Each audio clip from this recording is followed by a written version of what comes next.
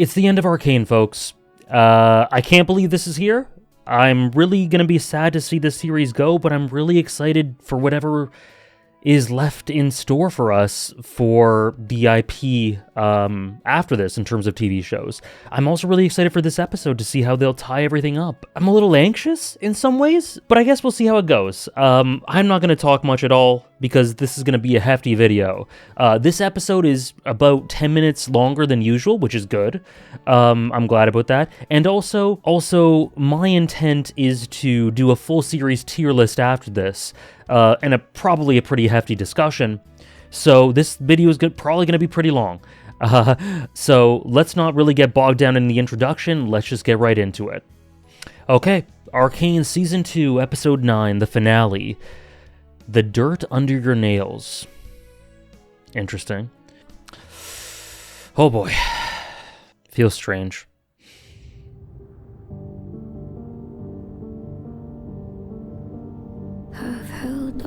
For as long as I can, for the ones that I had to defend, take me this time.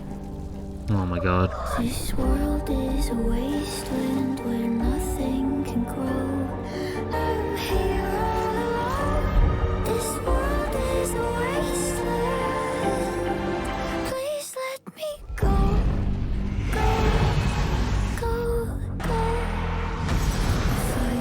Wow. Oh, the callback. Oh, that's the shot from episode 3. Wait!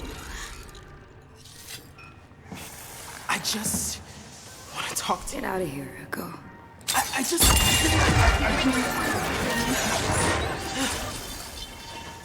I just want to talk to you about... Jinx. Wow. I love Echo so much. Always a dance with you. I'm tired of talking. No!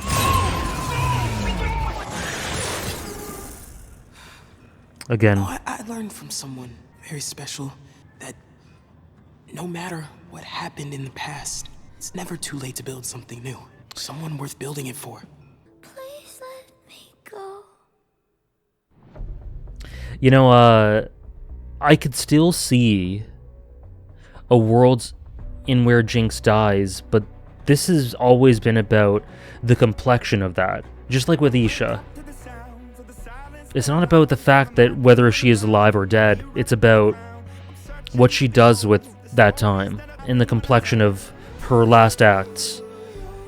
That's why Isha's was not a tragedy. It was a tragedy that she had to do that, but her last act was a triumph.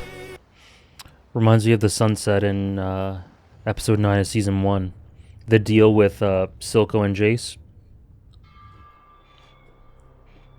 The calm before the storm. I need you and the Enforcers to buy me as much time as you can so I can shut down the Hex Gates. Victor's at the center of all this, isn't he?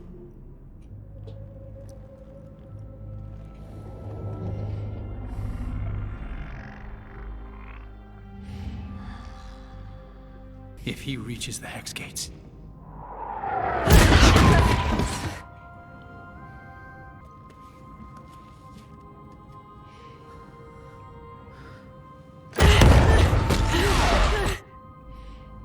then we'd best stop him. Wow. Straight into it.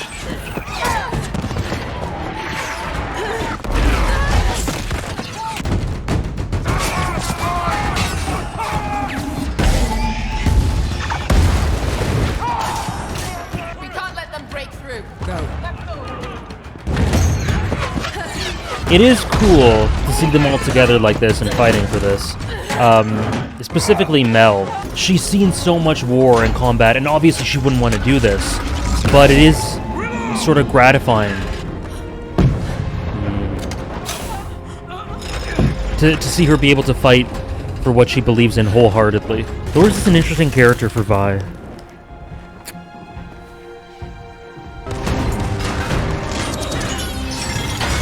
Oh god, she is a bad motherfucker.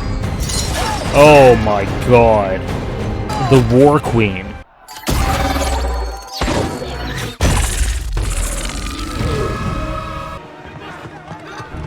Huh. Oh, little one. God damn. This is like Ambessa's anthem. Oh. I have chills.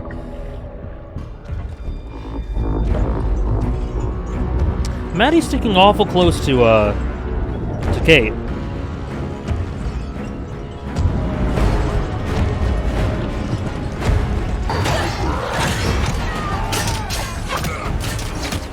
Oh. Oh shit. R.I.P. Loris.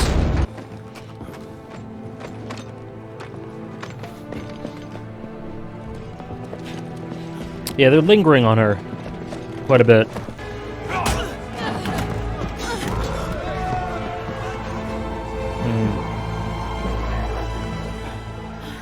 They've had a really subtle and minimalistic but important dynamic, her and Loris. So I think that means more than you'd expect, that death. The meaning and, I guess, aesthetics of this gas bring about emotions that are really complex, given the situation. Oh.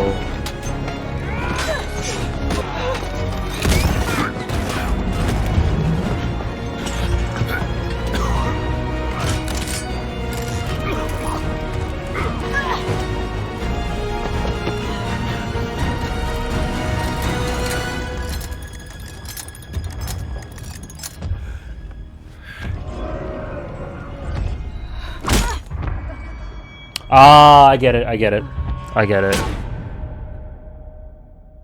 Maddie was holding it. Whew.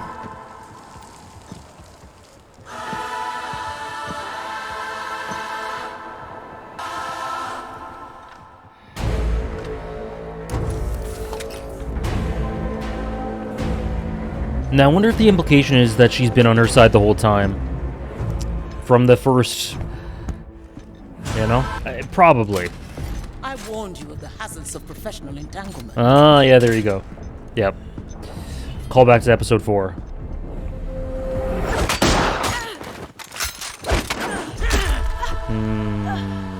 She's not... Desperation is the doorway to oblivion, child. Huh. That could apply to her fate, too. Let's get this over with. Because I think in some ways she's quite desperate. Oh, shit. I did appreciate your warmth.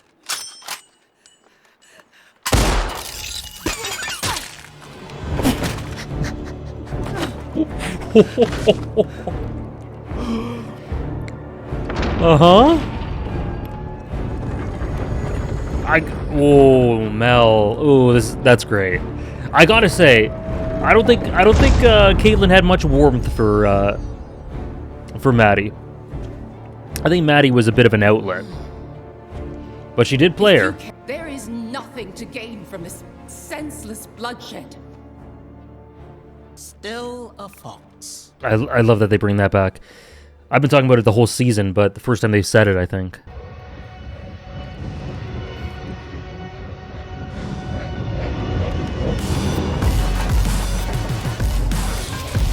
Oh my god. Oh, that might be the thumbnail. Echo!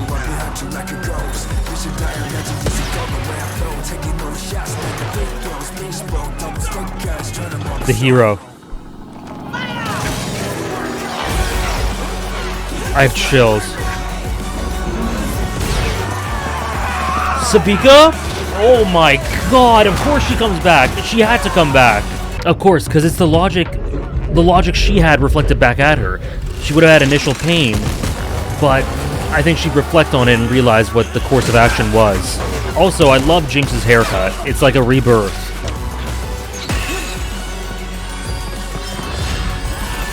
Wow. I gotta say, I've criticized some aspects of a couple of these characters' journeys. But seeing it come together like this is hella gratifying. It's really gratifying to see this. Whoa. Ambessa alone. The burden of the world on her shoulders. Where is Victor?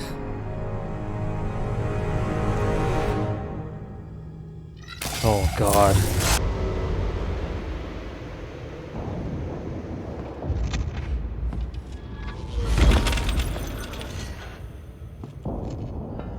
What is he? Despite the circumstances, Jace, Oh my God. I am pleased to see you. There must be some part of you still in there. It's interesting because More than that's what he's appealing to, as he should. Maybe there is hope that Victor can be saved, but he alluded to him dying in the council room, but Jace doesn't actually believe that, and maybe that could be something.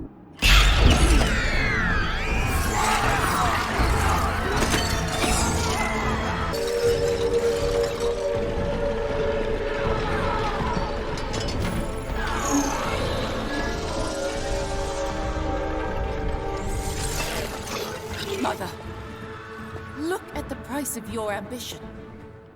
You've sacrificed everything. Richter's, Kino. You remember. Shut up and fight!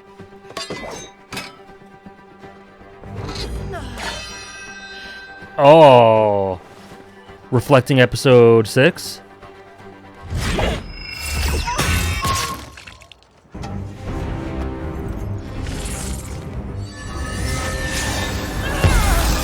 A fox and a wolf. These things are terrifying. Oh my God. Oh.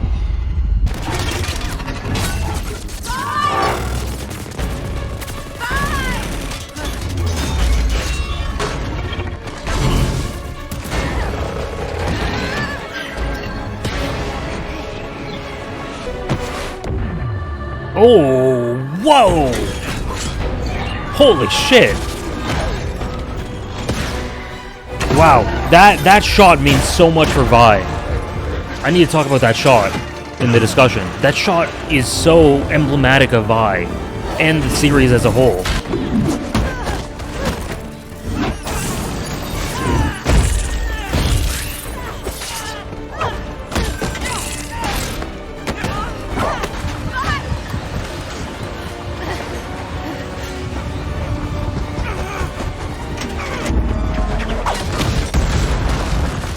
I wonder what specifically he said to her. it is the answer you and I pursued all our lives. An end to cruelty, injustice. People deserve to choose their own fates. Choice is false. It is Humanity how in we humanity. hold and forgive the baser instincts that spur us to division, death, war, prejudice. Energy spent only to consume itself. But we can be of one mind. No choice, yeah.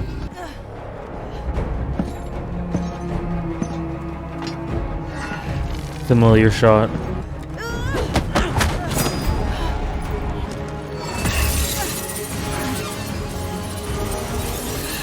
Oh, the symbolism of this fight is amazing.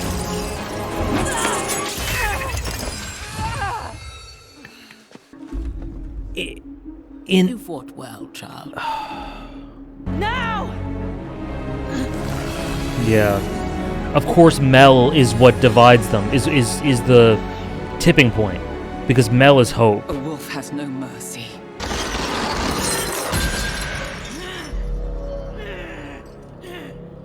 Your daughter is wiser than you credit. I salute you, Ambassa.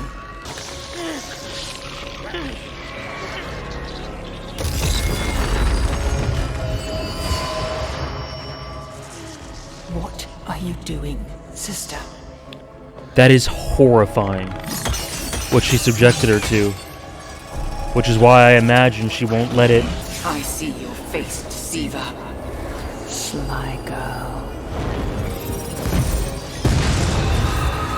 And she is choosing, once again, she's choosing her heart over blood. And she's the hope that Ambessa could never... Wow. That's the symbolism in this whole fight here. Incredible stuff. You are the wolf.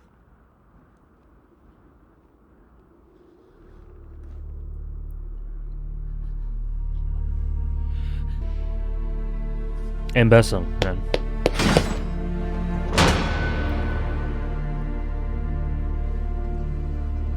She'll be missed. What an incredible character. Her daughter inherits her legacy. Still don't get it, huh, sis? I'm always with you. Even when we're worlds apart. Stop this insanity, Victor.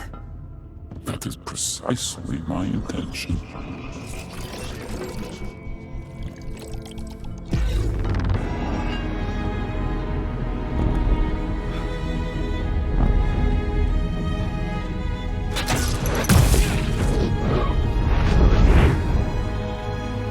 It's like episode 3. Dad?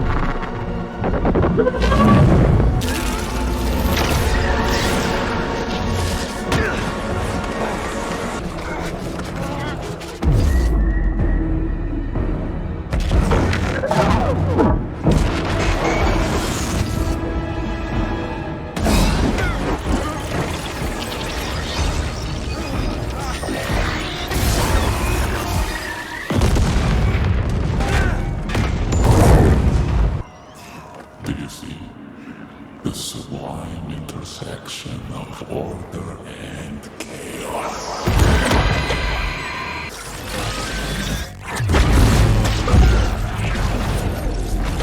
Sorry, I haven't been talking much.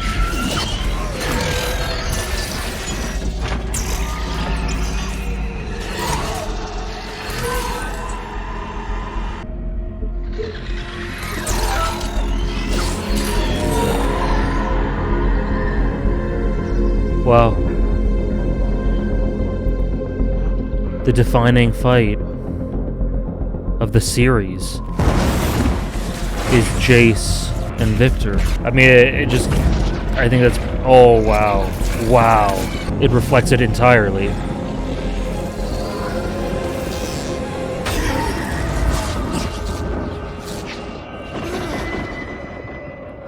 It's always been clear, I guess, since the season started that it would come to something like this, but This is what you see. it's really dawning on me now.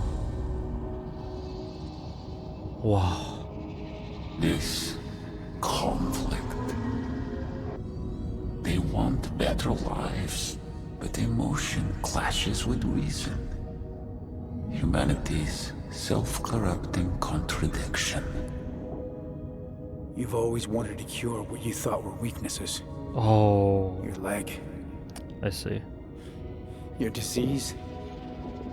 But you were never broken, Victor. There is beauty in imperfections. They made you who you are.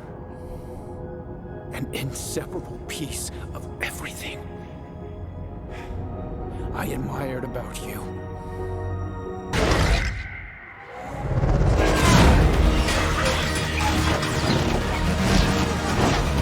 That's it. Beauty and imperfection. This fucking hero, man. I jinxed him. Sorry, Echo. Never mind! Oh my god, this sequence.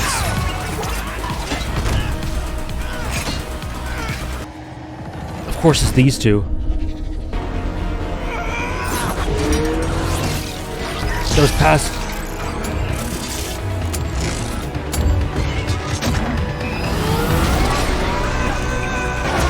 Oh, wow.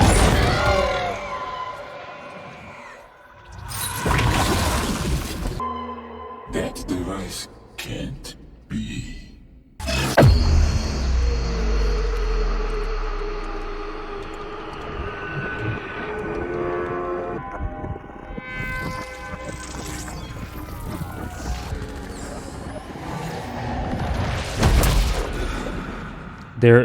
What he's doing there is hiding an imperfection. He's become this glorious I wanted us deity. to give magic to the world. Now, all I want is my partner back. Why do you persist? After everything I've done. Because I promised you.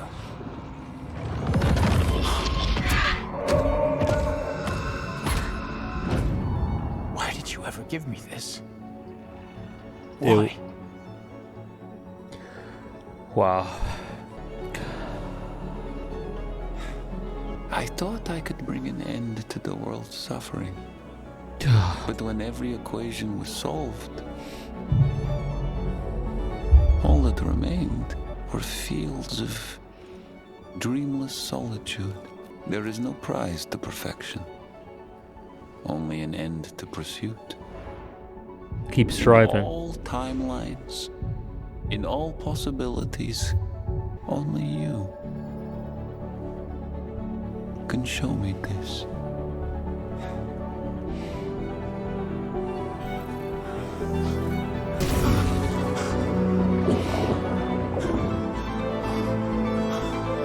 Their relationship transcends everything.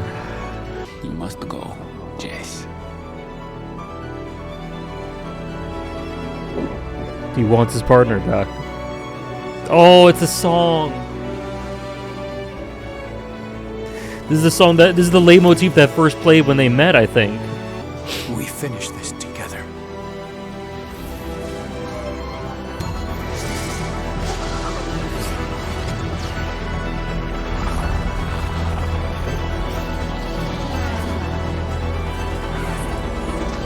There is so much in this. There's so much symbolically in this conclusion. This is the whole series.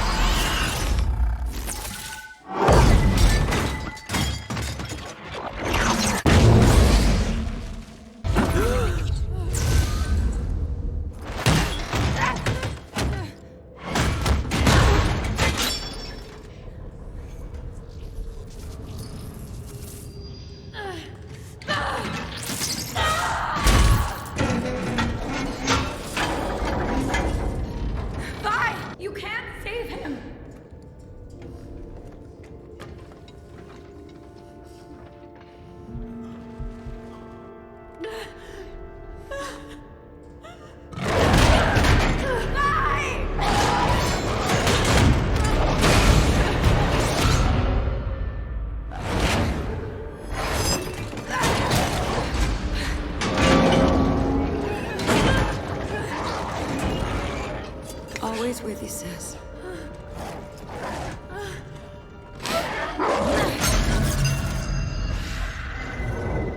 She's making the choice.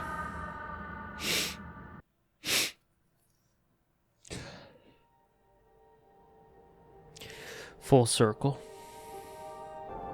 If I could just lay my head down and rest, if there was nothing to fight or protect, free, maybe death is like falling. Nothing can grow. I used to have strength, but I ran out of hope. I know it's my fault that please let me go. Vander was never in there, though. Isha freed him. There's the last flicker, I think, but Isha freed him.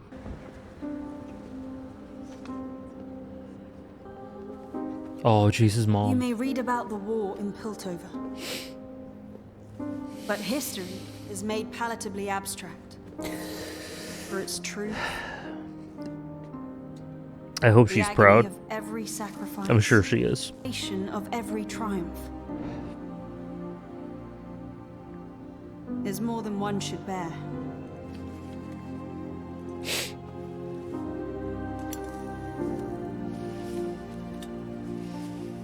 We, whose decisions led us here,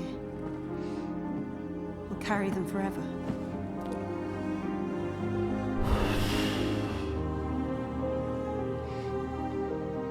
Our only Is that Caitlyn C2? Whoa. Worth fighting for. Huh. He did it. Huh. Spark ever more conflicts. History will repeat itself. War will come again. But we know the path forward. Wow. Our story isn't over. Yeah. We'll keep trying. And we know how to do it.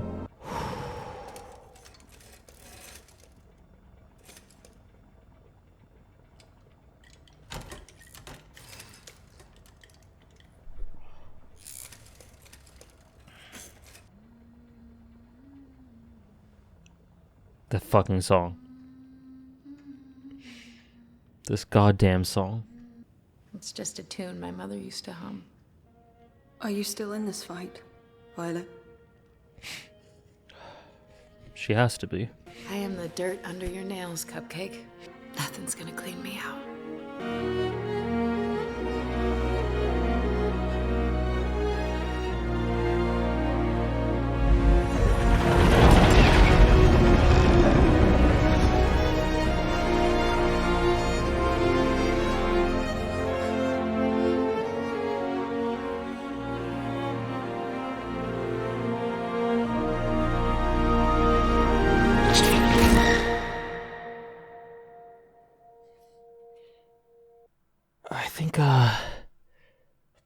I think that was signifying something pretty important. Well, Arcane. Kind of feels surreal. So as you can probably tell, I've taken a bit of time after watching the finale to sort of gather my thoughts. I believe I did this with the end of Season 1 as well. Just to sort of gather my thoughts, let them ferment, allow me to reflect on the episode, rewatch. I didn't rewatch the whole thing, but I rewatched sequences of it, just to better, I guess, let it sit with me. Because this season, you know, regardless of whether you hate this season, love this season, or somewhere in between, there is so much interesting stuff to talk about. It is not a boring season to talk about. There's a lot to discuss. There's so many different opinions and interpretations I think you can get from a lot of stuff. And in that way, I think it's actually more interesting to discuss than Season 1. You know, Season 1's great because it has so much amazing visual storytelling that, you know, when I reacted to it, I would point out an interesting visual detail or an interesting character parallel, and people would be like, wow, I watched this episode 3 times and I never saw that. And it's really fun in that way because there's so much thought put into this, and I'm still discovering stuff about Season 1 3 years after it aired. And it's just fun to discuss in that way. But I feel like there are more storylines and character threads in Season 2 that are more abstract. I think they went a bit more ambitious in terms of thematics and scope, in terms of the visuals and presentation, but also just in terms of the storytelling. There are hefty concepts in this season that I think can bring about all sorts of different opinions in a way that's kind of like Season 1 had some of that. This is on another level in terms of interpretation for abstract plot points or abstract symbolism or thematics and stuff like that, and I really appreciate that. So TLDR, this season I think requires a bit of sitting with it, I think, to properly get your point across or get your thoughts together. That's at least how I feel. For example, before I get into the actual thoughts of the episode, for example, I just want to say, I've had complaints throughout the series, minor complaints, not huge criticisms, but I've said something along the lines of that the season has that the pacing's a bit off, that it's too fast, too much stuff being launched at you in too short a time, too many plot threads, and it's a bit overwhelming. That's what I said initially, and I said I'll let it cook, I'll see how it goes, but that's how I feel now. That's what I said at, I think, the end of episode 3, maybe the end of episodes 5 and 6. Now, the way I watch Arcane Season 2 is I watch, I react, I discuss, and then I start editing that stuff. I did that, but in addition to that, this year, I would actually watch the episodes with my parents who are going through the seasons as well, the Season 2 as well. And I found that I wanted to watch it with them because maybe there would be something new to pick up. In a lot of cases, I did pick up something new or find a new parallel that I then talked about in post for the discussions for the episodes. But something that I realized is that, honestly, by and large, I don't have any problems with the pacing of Season 2. Upon rewatch and reflection, I think that it's just that there's so much information, so many things happening, that it feels overwhelming, but generally, upon reflection and my experience with it, I can't say that it's been a negative, really, overall. In moments, I felt overwhelmed, but I think once you sit with it, I don't think there's any problem with the pacing. Now, there's a bit of a problem, I think, with this episode, maybe a bit of episode 8 and this episode, funnily enough. I do think that problem sort of rears its head a bit in the last couple of episodes of this season. We'll talk about that in a second, I guess. But yeah, just interesting, I guess, tidbits about the season as a whole. Now, the structure of this review, this discussion, is going to be... I have several parts to it. First, I'm just going to talk about my overall thoughts on this episode. Then I'm going to dive more into sort of specific things that I want to point out, which is usually the bulk of my discussions anyway. Just like little moments, little scenes, things that bring about some thoughts, visuals, some of my interpretations on certain things. So overall general thoughts about the episode, then more specific things about the episode. Then I want to give my thoughts on the full season and how I feel about it. Maybe compare it a bit to Season 1, just general thoughts on the season. And maybe a score, I'm not sure, maybe a score. And then we're going to end it with what we ended Season 1 with, the Season 1 discussion with, which is a tier list, where I won't dive super deep into my overall thoughts on all the individual characters in the discussion, but I will get a tier list up on screen where I'm going to compare where the characters were at the end of Season 1 compared to where they are now, and rank new characters and just go through the tier list and talk a little bit about each character and give them each a spotlight, at least the ones that are of note.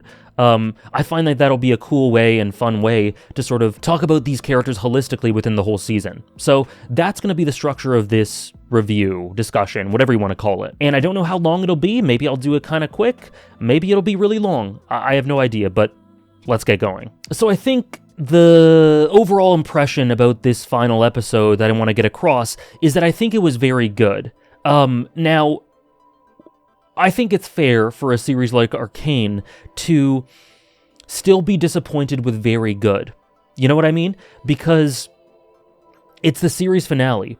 I think that the season finale for Season 1 was the best episode in Season 1, and in my opinion, the second best episode of the whole series, and absolutely lived up to everything and was masterful in its payoff and emotions and scope and execution and everything.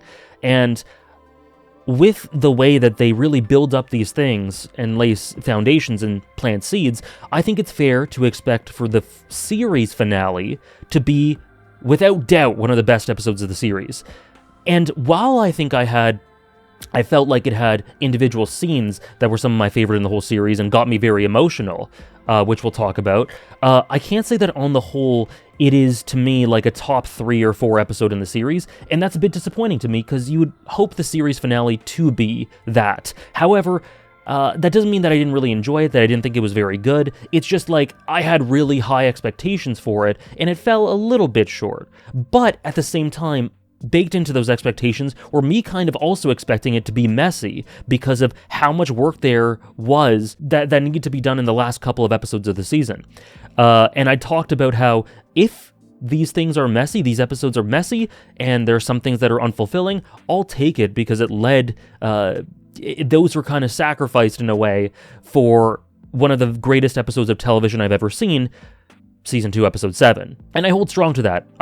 Despite me thinking that this episode could have been better, I still really enjoyed it. I didn't feel like super let down or anything like that. I just thought it maybe should have been a masterpiece and fell a bit short of that. But I still really liked it, and I'll take what I got. Now, in terms of specific things, this was the longest Arcane episode. It was roughly 10 minutes longer than any other episode, on average. And I think that's good. I'm glad that they prioritized it in that way, but they needed more time. To be honest, I think I could have used a whole other episode, or like half an hour more time, in an ideal world, just to let some things cook more, ferment more, allow more moments of contemplation, or for some payoff to really linger. For example, we get quick cuts of a lot of stuff. We get a quick cut of Echo on the rooftop by himself. I would have liked maybe a 2-minute scene with Echo. I think I would have liked to see what Echo said to Jinx, you know? It's not as if subtext isn't great. And it's not as if we can't understand what Echo probably said to Jinx and how she responded, given how things came about, how they came in this triumphant comeback, all decked out, you know? And it's not hard to imagine what Echo must be thinking, but sometimes you want to see it. You really want to feel it. Big moments like Jinx realizing that she wants to live because of Echo reflecting the hope that he got from her in an alternate universe back at her and inspiring her in that way. Yeah, I know what happened. I know probably the extent of what Echo said to Jinx, but I still want to see it. I still want to see her realize that maybe she wants to live. Maybe she wants to live for a cause and fight for a cause. And maybe I want to see some moment of reconciliation between the two, because we didn't see that. So yeah, it's not as if I needed a scene like that to know what happened, but I sure as hell would have loved to see it and feel it, because I did see and feel tons from Jinx having this victorious comeback, and Echo just taking all comers, and both of them just kicking ass, and then Echo on the rooftop alone. I felt a ton there, but I think I would have felt significantly more if I saw it. I don't have to feel that for everything. I don't think every little scene needs to be expanded upon. I don't need to see everything. And people who have been exploring or who know my thoughts on Bleach in general, on Hunter x Hunter, particularly characters like Chrollo or Illumi, and honestly people who just watch, who know my thoughts on even just Arcane, or other favorites of mine, Umineko, Attack on Titan, certain things in Mad Men, Haikyuu, stuff like that.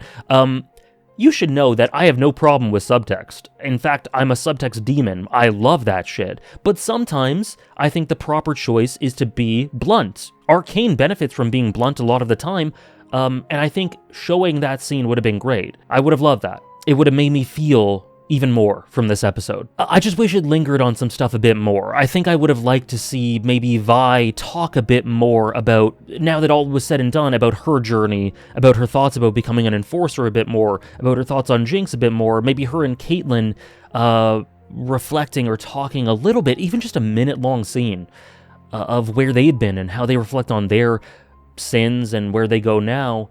Because there was that, but sometimes you just want to you want to get into characters' mindsets, specifically at the end of a series. So yeah, I would have liked them to expand more on certain things, just allow things to cook more, allow more time for certain things to feel a bit more natural or feel more weighty. Because, as it stands, lots of amazing stuff happened, but at times I felt like it was a little bit insubstantial in moments because of a lack of build-up or a lack of lingering. However, with that out of the way, that did detract from the episode, but I still thought the episode was awesome. I really loved it. I really loved several moments. I love the scene with Jinx and Echo in the beginning. I love everything with Ambessa. We're gonna talk quite a bit about Ambessa, and honestly, just watching this episode has made me think, do I want to do a video essay on Ambessa? She is so incredibly good. And the fight with her and Mel and Caitlyn, while I've had my relationship with certain elements of Caitlyn's approach in this season and Mel's approach in this season, the way it manifested was brilliant. We'll talk about that. And honestly, even if the way to get to some of these moments was maybe not perfect, just seeing everyone fight together for the same cause is something that was really gratifying for me. Jace bring everyone together for this. Yeah, it was really gratifying. The action was spectacular. the spectacle and the emotions and the thematics in little moments, and Jinx sacrificing herself, maybe. We'll talk about that. And the sort of, I really loved how they concluded Vi's character arc. I think it's something that might not be everyone's cup of tea, and like I said, I maybe would have liked a minute or two of reflection for her, but I think it was really good the way they did this. Just sublime shots, sublime little moments to really nail home the payoff for these characters. And Jinx was great, would have liked a little bit more of her maybe. Echo was great, would have liked a little bit more of him, but what we got was amazing. Jason Victor, man, oh god, everything about them was spectacular to me. It kind of dawned on me, you can kind of see in the reaction in the moment where I go like, holy shit, this series is going to end with an ideological confrontation between Jace and Victor. And all my dreams were coming true in that moment. You guys know, from the beginning, Jace has been my favorite character, at least top 2, at any given moment in the series. Now, when we do the character ranking, we'll see how that progressed. But nonetheless, I love Jace, and I love Victor, and I love their dynamic, and I think it's fair to say that in spite of all the amazing dynamics, if I can name a few, Vi and Jinx and Silco, which is probably my second favorite, Vander and Vi, Echo and Jinx, which they did so minimalistically and efficiently, but is still one of my favorites, Ambessa and Mel, Silco and Jace, Silco and Vander. You know, a lot of amazing dynamics, parallels, and awesome stuff, but my favorite, right at the end, is Jace and Victor. They're my favorite dynamic in Arcane, and I think this episode sold that beautifully. So, to dive a bit more into specifics, there's a character who I think really got the short end of the stick. I think even though, I have criticisms for the way that certain aspects of Kate's character arc's been handled, Mel, but at the very least, at least these characters got substantial screen time, even if I think they deserved more to an extent. In the middle act, specifically Mel, I think Savika really got the short end of the stick. I think she deserved a lot more. I really like Savika. I think she's a great character. And I loved her in the first half or so of this season, the first 4 or 5 episodes, but she really just dropped off the face of the earth, and I was so glad to see her in this episode. But she literally has not spoken a line since episode 4, and that's insane to me. That's insane. She was treated with such prioritization, despite being a side character. She always got really substantial stuff and really great focus, and I just think it's a big shame that she didn't get a single line. I don't think so, since episode 4. She just kind of grunts during the fight. Now, and the thing with that is that the stuff she gets, it's funny, but the stuff she gets is really good. Like, she gets very little, but what she gets is really good, and let me dive into that for a second. What I love about Ambessa that I kind of talked about during the reaction is that she has always been this right-hand woman. She has always been someone who, I think, wanted to enact change on the Undercity and her home and her people in a very specific way. She has a very clear vision of what she wants the world, how she wants the world to change, but the tragedy of her character is that for one reason or another, she was just never built to be a leader, like the symbol. She's a leader, she leads by example, but she's not the number 1. She's always been a number 2. She ceded to Vander because Vander was the leader, the number 1. Then Silco. Then when Silco dies, when she wants to enact change, Jinx becomes the symbol. And she has supported these people, these characters, specifically Silco, while always remaining honest to herself and her ideals and her vision of the world, but she has worked tooth and nail for these people. And what I really like is that really comes across in her final acts, two scenes specifically. There is the moment where Jace is gathering everyone together and is essentially going, listen guys, we have our differences, and we shoulder huge sins, Piltover does, but we have to band together. If we want to survive, this is it. This is war, and we need to work together to combat Victor and Ambessa and Singed and their army of undead. And lots of people stay and realize the logic in that, but Savika leaves, and she doesn't stick around for that. And I think that makes a lot of sense for her, given her emotional situation and her initial reaction to Jace's logic. It's like, yeah, you've oppressed us for generations, you've spat on us, you've killed us, searched us out, and gassed us in the streets. Like, I will not work with you. I think that's very fair for Savika to think in the moment, and for anyone in the Undercity and Zon to think. Also, Jace says, if you don't want to fight, you can walk away, and I pray for your safety, but I'd love for everyone to join my cause. And I like that he gave them the option to run. But yeah, so it's very human, and it makes a lot of sense for me for Savika to walk away. But what I said during the reaction is, ultimately, what Jace is doing there is what she did in episode 4, I believe, just on a grander scale. She was speaking to all of the Undercity and saying, we need to fight against Piltover. The enemy is Piltover. Our civil war, our petty squabbles, everything. That means nothing in the face of this grand enemy. You just up the scale by that, multiply it by 2 or by 10, and that's what Jace is saying. Our squabbles, our fights, yes, we are to blame. People are to blame. And bygones can't be bygones, and we need to change. But in this moment, we need to fight this war, right? That is what Savika was saying to those in the Undercity to fight Piltover. That's what Jace was saying to everyone to fight Victor and Ambessa. And I think that parallel is very intentional and deliberate. And so I wondered if Savika would reflect on that and realize, you know what, for us to stand a fighting chance, for us to keep going, and get what we deserve, we need to be living. And so probably with convincing from Jinx and Echo, I don't know exactly, but something along those lines, through some reflection, she comes back. And she stays true to the person she is. And I love that little detail. It's silent, it's symbolic, that parallel is not pointed out to us at all, but it's really good. And I love it for Savika, and I also love that she gets a seat in the council. I know that's gotten some criticism, as it feels, apparently some people think that it's kind of those on the upper crust of society throwing Zon a bone. But to me, I don't believe the ending to be that cynical. I don't believe it to be a position of just a symbolic position. I think it's been shown that the people on the council are of great repute and importance. Just look at Jace's rise. Not saying that Savika's going to have that, but just look how someone like Jace can rise in influence by being on the council. Everyone on the council was commemorated with a gold statue to show their importance. Even the ones that were really not important characters at all. I think that the series has really gotten across that the council is important, and Savika getting that seat, getting Caitlyn's seat, I believe, which is very important and shows that the divide is no more seemingly, or at least they're making steps towards that, is a great sign of progress for Zon. It's not suddenly perfect like it is in Season 2, Episode 7, but I think these are some steps that are necessary, required. It's the sort of thing that Silco almost got if he were to hand over Jinx, and that was huge. And I think we can assume a similar deal is in place.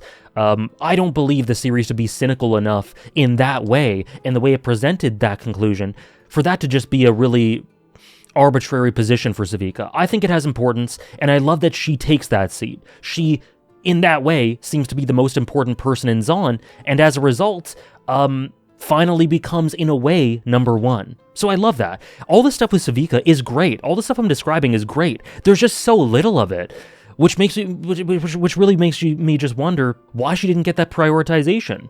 I wish she got more, but it is what it is, I guess. Some sacrifices had to be made. That doesn't make it better. That doesn't make me think it's okay for Savika to have not spoken a word for 5 out of the 9 episodes, and that doesn't make me think that her character was done justice, but I'm glad she got really good stuff in the minimalistic moments at least, and at least it's not like her character was ruined or anything.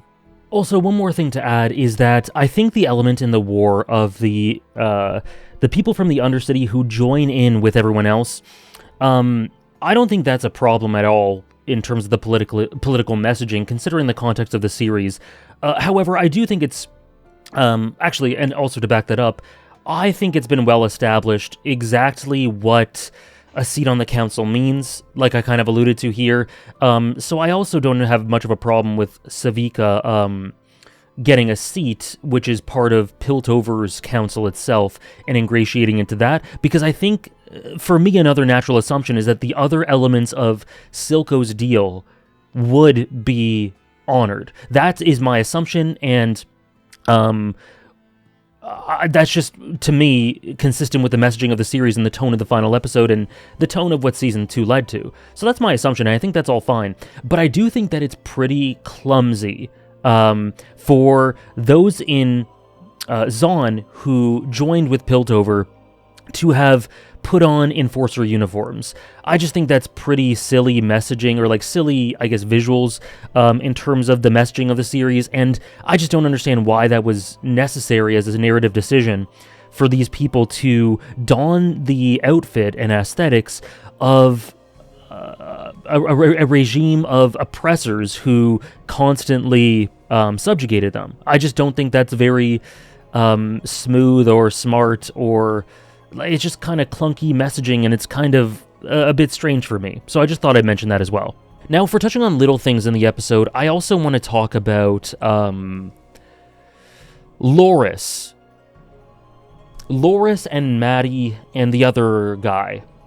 Someone in my comments has talked to me about what that species in League of Legends lore is called. It slips my mind at the moment, but thank you. Apologies, I can't remember it at the moment. But initially, upon seeing these characters, I thought they'd be more important than they were, especially Loris. He seems to have quite a bit of weight to his introduction. Maddie, I think, plays a pivotal enough role. I thought he'd be more present throughout the narrative, but he just wasn't. But I do think he has a really important subtextual role for Vi specifically. I think the parallels with Vander are very, very strong. He looks a lot like him. He is there in a very silent way for Vi, and he kind of works as a bit of a moral conscience for, I guess, the rule of Piltover. He's an enforcer, but he leaves the moment he sees Caitlyn going down a very dark path. The moment Ambessa sounds the war horn in episode 3, he leaves. Now, that doesn't make him a morally upright person. He's still complicit in some things that are very questionable at best, but I think he's the closest thing to a moral center in terms of, oh, they've gone too far, and I think that's important. But for Vi specifically, the parallels with Vander are very clear, and he is there supporting her in a very silent way. When she's unraveling and spiraling, he is there for her to help get her home after a night of drunken brawling, you know? We see that there. So the visual similarities with him being around her and supporting her constantly, I think shows Vi's attachment and I guess this fixation on Vander, and something that's constant with her is not being able to let go of those she loves, despite them in some ways seeming to be lost to her. Sometimes that's positive, sometimes it's very negative. But I think he represents that. But he also, I think, the moment he sort of understands the type of person Vi is, I think he decides to stick with her and support her. And he sees, when he learns of what she did in season 1, and in, I believe, episode 1, I think, that I think he decides to sort of keep an eye on her.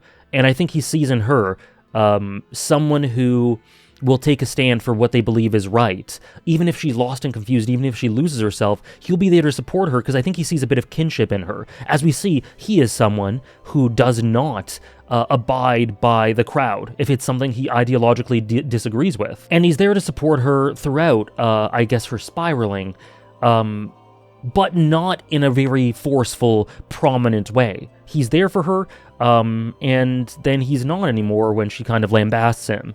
He spiritually feels like he carries some aspects of Vander within him, which is a bit of a comfort for Vi. She literally sees his face on him in, I believe, this episode or maybe episode 8, and then he dies in this episode. R.I.P. King. But I think that's important because she does see that, and in the same episode, she's able to fully let go of Vander. Even though Warwick in this episode there are no traces of Vander left. She sees him in the Beast. And I think it's very symbolic that the episode where Loris dies, she's able, forcefully, but finally able to break the cycle of holding on to Vander and needing in futility to have him by her side in some way, whether it be in the Beast, whether it be his memory in a sort of negative way. And I think Loris dying signifies that as well. That I think in this episode, she is able to break out of a lot of things. Specifically, she's constantly in cycles and pulled in all directions and not able to enact action in the way she wants to protect those she cares about, and has this self-hatred and feelings of worthlessness and futility, and she curses and hates herself for not being strong enough for Vander, for Jinx, for Caitlyn, as they go in all these different directions. But I think Jinx having such agency, and then Caitlyn being saved, really helps her to see the value in herself, to break out of those cycles, and ultimately, despite grieving, despite things being so difficult, be able to be her stubborn self, to fight for what she believes in, stick in there. And I don't think she's in the same sort of cycles anymore after being saved in a certain way by Loris, by Vander, by the people she cares about, by Jinx, by Caitlyn, in a way. And so I think Vi finally breaks out of that. I've just used this as a segue to talk about Vi, but I think Loris is a great part of that. So I think that's really well done for Vi. I've been a fan of her character arc. I think it's good. I think just there are characters that are executed better than her for me, but I still think she's one of the better executed characters, and I think her arc is this sort of circular, cyclical arc, is one that not a lot of people that a lot of people might criticize or would find monotonous or boring or redundant. But I think for Vi, it's well done. There are enough changes to it throughout the phases that it stays engaging and compelling, and I think the payoff is good. Like I said, I would have liked a minute or two of her reflecting a bit more on what she's done. Maybe becoming an enforcer, maybe on Jinx, maybe on Vander. In one way or another, I would have liked that. But I think it's done well, and she strikes me as a character that could be pretty easily criticized. And I'm not saying she's done perfectly, but I do think she's done really well, and I'll stick up for the approach that's done with Vi. I think she's done quite well, and Loris is a part of that. Now, I don't have much to say about the silent enforcer, the blue anthropomorphic fish creature, human hybrid. I don't know what his name was, but I generally liked his scenes throughout. I think there's a lot done through his expressions. He likewise throughout season 2 stood up for what was right. I just don't have much to say about him. And then Maddie's a sort of character where, in hindsight, it was really obvious that something was up with her.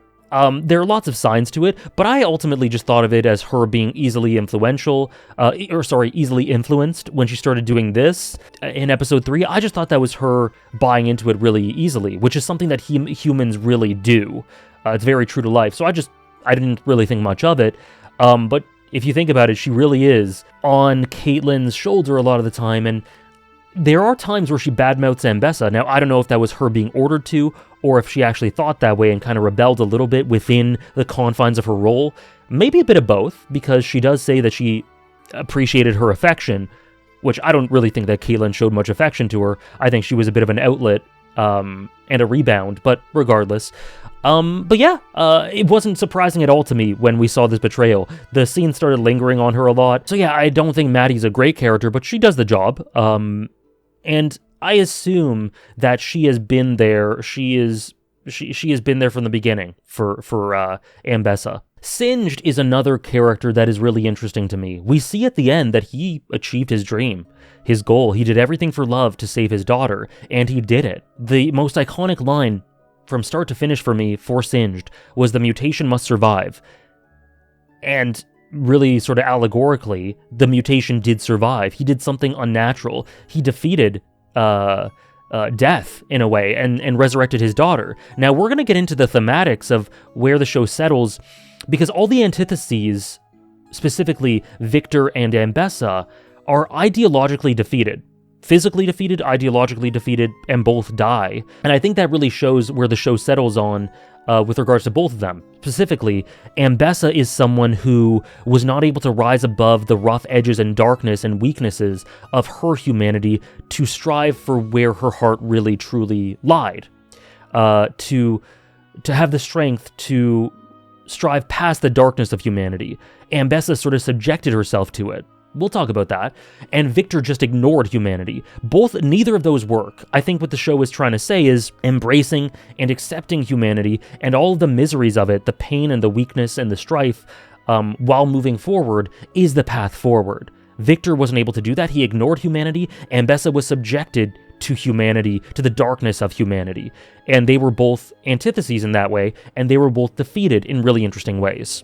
But Singed, who is someone who lies on that side of the axis thematically, does something incredibly unnatural and supersedes and transcends humanity by defeating death.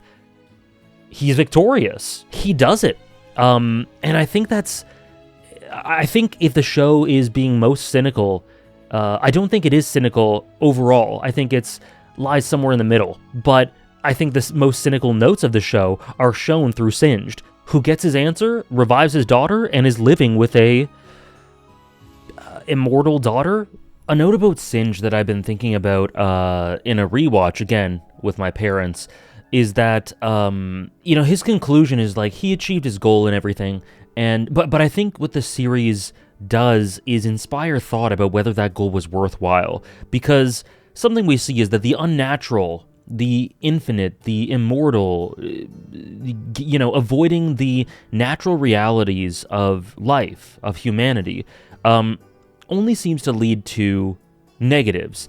And while Singed may not see the negatives right now because he's got his daughter back with him, I just wonder, and I think the show inspires us to wonder, if he, in his most lonely thoughts, wonders if that's actually her, if that's 100% wholly her, if it starts to feel hollow, if it eventually its novelty runs out, I just wonder about that. And I think it's a really cool idea to keep us, to stick us with, is the idea of if Singed will eventually regret or find his crusade to be futile in the end. We don't know either way. Maybe he just ends up in the show just loving his daughter who he's brought back to life and it's all great. But maybe and what the show would seem to indicate, what the story would seem to indicate, is that it isn't quite that simple. So I just like that it leaves us with that bit of ambiguity. But I think that his job is done and his goal was achieved, and honestly, I really love that he is this counterpoint. He sort of lies outside the narrative. He is this example and signifier and symbol of the idea that this sort of darkness, this sort of unnatural, underlying hubris of man will always exist and will always be working in the shadows and will always do anything to try to challenge godhood. Sorry, I'm getting a bit abstract with my phrasing because it makes me think of Bloodborne. But, I think Singed is a really great antithesis in that way. And, do your thing, man. You resurrected your daughter. This man has been on his grind set. Gotta respect it. In seriousness, I really like his character. He's never been, I think, a prominent character at all, but he said lots of interesting things about power and hierarchy and what it means and what love means and being self-aware of the immorality of the things he does, but not really caring because he does all of it for love, and that lots of people do that as well. I think at his core, a lot of what he does is emblematic of a lot of our characters. It's just that he is the most successful, so he is the most successful, and he sticks to the path to great rather than the path to good, and so he ends up having the darkest, I guess, conclusion. I really like it. I think he's a pretty great, I guess, tertiary or so character. And let me just circle back again to Vi. I talked about Vi already, but there is this one shot that is a Renaissance painting. I think it might be a reference to a specific work of art. You in the comments if you know what it's called. I don't know what it's called, but the shot of all the undead immortal soldiers, or whatever you want to call them, reaching out for Vi as she struggles past them. You know the one I'm talking about. It is a reference to some sort of Renaissance painting. I'm not educated in this, I'm not pretending to be, but it is. But what I love about, outside of the aesthetic similarities with it, is that it's so emblematic of Vi. She constantly struggles. There is a futility represented through these soldiers. They are these godlike, undead, immortal soldiers that if you fight them, it seems like you will ultimately die and be subjected to whatever the whims of Victor are, since he's leading them and controlling them. They represent futility. Vi, constantly throughout her character arc, fights against what seems like futility. She is stuck in this cycle and she laments it and she hates herself, but she never stops fighting. And that is shown in this shot. Them representing sort of what one would perceive as sort of fate of futility, the struggle that they almost implore, and try to welcome her into their embrace with. and Vi representing no. She is constantly going to fight, even if things seem hopeless. So I thought that was great. That shot is a great symbolic piece. It's just beautiful in and of itself, but it's also emblematic of Vi's character arc and her role in the story. Now, there's also some great stuff with the Ambessa fight with Caitlyn and her daughter Mel. So Caitlyn and Mel team up, and they fight Ambessa, and in this final confrontation, Ambessa is really holding her own and kind of just, she takes no shit. She is this warrior queen. But what I love about it is it reflects episode 6, the beginning of episode 6, and sort of the talk in episode 3. Ambessa told Caitlyn that you must have might, guile, and something else. She told her about 4 things specifically that one needs to be victorious in battle. Might, guile, sacrifice, and one other thing. I forget them exactly right now. And I think throughout the arc and throughout this episode, Caitlyn shows that she has a lot of that. And so, but she isn't able to defeat Ambessa on her own because of Ambessa's experience, I think. And Caitlyn, I think, embodies a lot of those traits. But the one thing that Ambessa said that she doesn't have, that she lacks, is hope and forgiveness. But specifically hope, idealism. And she said in episode 3, I will always go back to this scene. I think it's Ambessa's maybe most important scene, as she tells Caitlyn that maybe you could have the strength I do not have, the ability to hope in a brighter future. And Caitlyn does represent that. Caitlyn does have hope in a brighter future in the way that Ambessa doesn't, but I think that was faded in season 2. I think that element of Caitlyn's kind of took a back seat.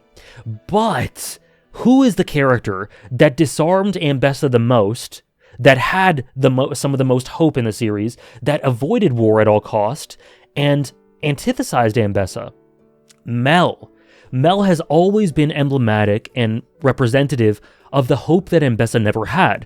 That's part of why she disarmed her, why she weakened her, why her imploring eyes as Ambessa did these cutthroat things weakened Ambessa and she had to send her away. Along with just having affection for her, of course, and not wanting to disappoint her or be judged by her or make her sad, but that as well. And that's why I also see bits of hints of envy. But regardless, Mel is that hope that Ambessa lacks. So Caitlyn matches Ambessa thematically in terms of a lot of things. But to defeat her, she needs to take that extra step and have what Ambessa doesn't have, and is supplemented by Mel. Mel adds the hope that Ambessa doesn't have. So thematically, that's why she's defeated. And I really love that element to it. Now, I still am a bit questioning Mel's role in the narrative. I really love Mel in season 1 and how she maneuvered things politically, and how the power and identity in her character was that she was able to have such agency through the little gaps in the political realm that one would assume have no room for agency. But she was able to maneuver and enact her ideals and enact her power and be hopeful in a cynical realm. And that sort of more understated, less bombastic element of Mel was where she had her agency and power and her identity as a character. And that's what I really loved about her. That sort of quiet, subdued, yet overwhelming agency and power and hope. I love that about Mel. But this has been diluted a lot in season 2, where she literally just becomes a mage who can fight in battle. Not to say that Mel would never have been able to fight in battle, but to me, you see much less of the things that made her special in season 1 in season 2. And I don't think it's a character direction for me that makes her better. Unfortunately, I think it dilutes her a bit. That isn't to say that there isn't great stuff for her, like what I just said, or the thing in episode 8 where Jace tells her you've never been a passenger, and she doesn't let her blood or duty or whatever define her choices. She will always act as her heart desires. And I love that element of it. And it's led to good things, but I would have really liked to see her maybe, I don't know, just continue forth her role in season 1. There are a lot of changes in season 2, lots of changing character directions. Jinx goes all over the place in a really great way. Ambessa really exponentially ramps up. Caitlyn, complete change. Jace, complete change. Victor, complete change. I think having Mel stick with some balance and constancy in her role would have been good. I at the moment, think of an alternate universe where Mel sticks with her role more or less in season 1 and obviously continues to progress and be dynamic as a character, and I look at that favorably. But again, Black Rose really never got going in this season. Really, it didn't. So I think that might be a lead-in into other properties, other shows in this universe. So there is an element of this where I'm just going to wait and see. But as it stands, that's how I feel about it. I really miss Mel's role from season 1 personally. You know, upon rewatch with my parents, I actually found myself being a bit more positive on Mel than I was initially, on the direction of Mel rather, not her character, which is great. But I do like that she's finally able to stand up against her mother for all the things that she may have defied her with, or may have ideologically opposed her about throughout the whole series. And we see her finally taking a stand here, and it's more than just flash, it's more than just action. There are huge thematic, emotional notes here with what she's doing. So yeah, I do think that a little bit of novelty was lost, or I just loved a big part of the draw to Mel was how she was able to show such power and heart from within the confines of the political realm. And I don't really like that aspect to her was pretty much abandoned after the first couple episodes of season 2. So I do think there are still negatives, and I do think that I don't really see the full payoff and the full reasoning for why she was given this role, but some good things resulted from it, and I really do think that Black Rose will be aggravated by what she did in defying them, and we left her with her going back to Noxus, becoming the wolf, taking the position that Ambessa had as the torch is passed on. So I really do think that Mel's story could easily be continued in another work. Black Rose was just introduced, and there is nothing conclusive with regards to them. And Mel, I feel like her story still has quite a bit that could be told. So yeah, I think a lot of Mel is... I don't think it was done perfectly, and I do kind of mourn the elements of her character from season 1 that I really, really loved that were not given spotlight here, but I do think it led to good stuff. I am open-minded, and I do think that there's a good chance that this gets expanded upon in other works, so I'm going to reserve judgment completely until we know for sure one way or another, which will be years down the line, but regardless. But another thing about it that I do really like is I don't really understand the mechanism behind exactly why she brought Ambessa into that Black Rose realm, but regardless of why she did it, I guess she needed to wield her powers to subdue her and show Black Rose where she truly stands and betray them. But regardless, the moment that happened, it felt cruel to me. While Ambessa has done horrific things, and I don't at all excuse those things, I still think she's very sympathetic and layered and human, and I sympathize with her. I sympathize with why she has become so broken and consumed by fear, and why she thinks the way that she does, and I really lament her upbringing, her experiences, and I feel for her, really I do. And so, I'm not gonna lie, when Mel brought her into that realm, subjected her to the whims of powers beyond her understanding, and that represented the very fear that she constantly runs away from in a compensatory way, constantly fights against, the reason why she does all these things and enacts all these wars, when Mel chains her up in there, that felt unbelievably disproportionately cruel. I felt, I was grimacing. And honestly, it felt out of character for Mel, which is why, to me, it was great that she defied Black Rose, didn't subject her mother to that. Her mother needed to be defeated, but she didn't think that she deserved to be subjected to literal hell. That was a fate worse than death for Ambessa. And I think it's very satisfying for Mel as a character, for just the series in general, and the conclusion of Ambessa, that Mel had mercy on her in that way. Also, in the couple of days since recording my reaction to the finale, I have watched the music video, Blood, Sweat, and Tears. It was very good. I kind of refrained from watching it just because I like to put together the picture of her character without supplementary material. But now that I finished the season, I watched it. It was really good. It was really interesting. I liked it a lot.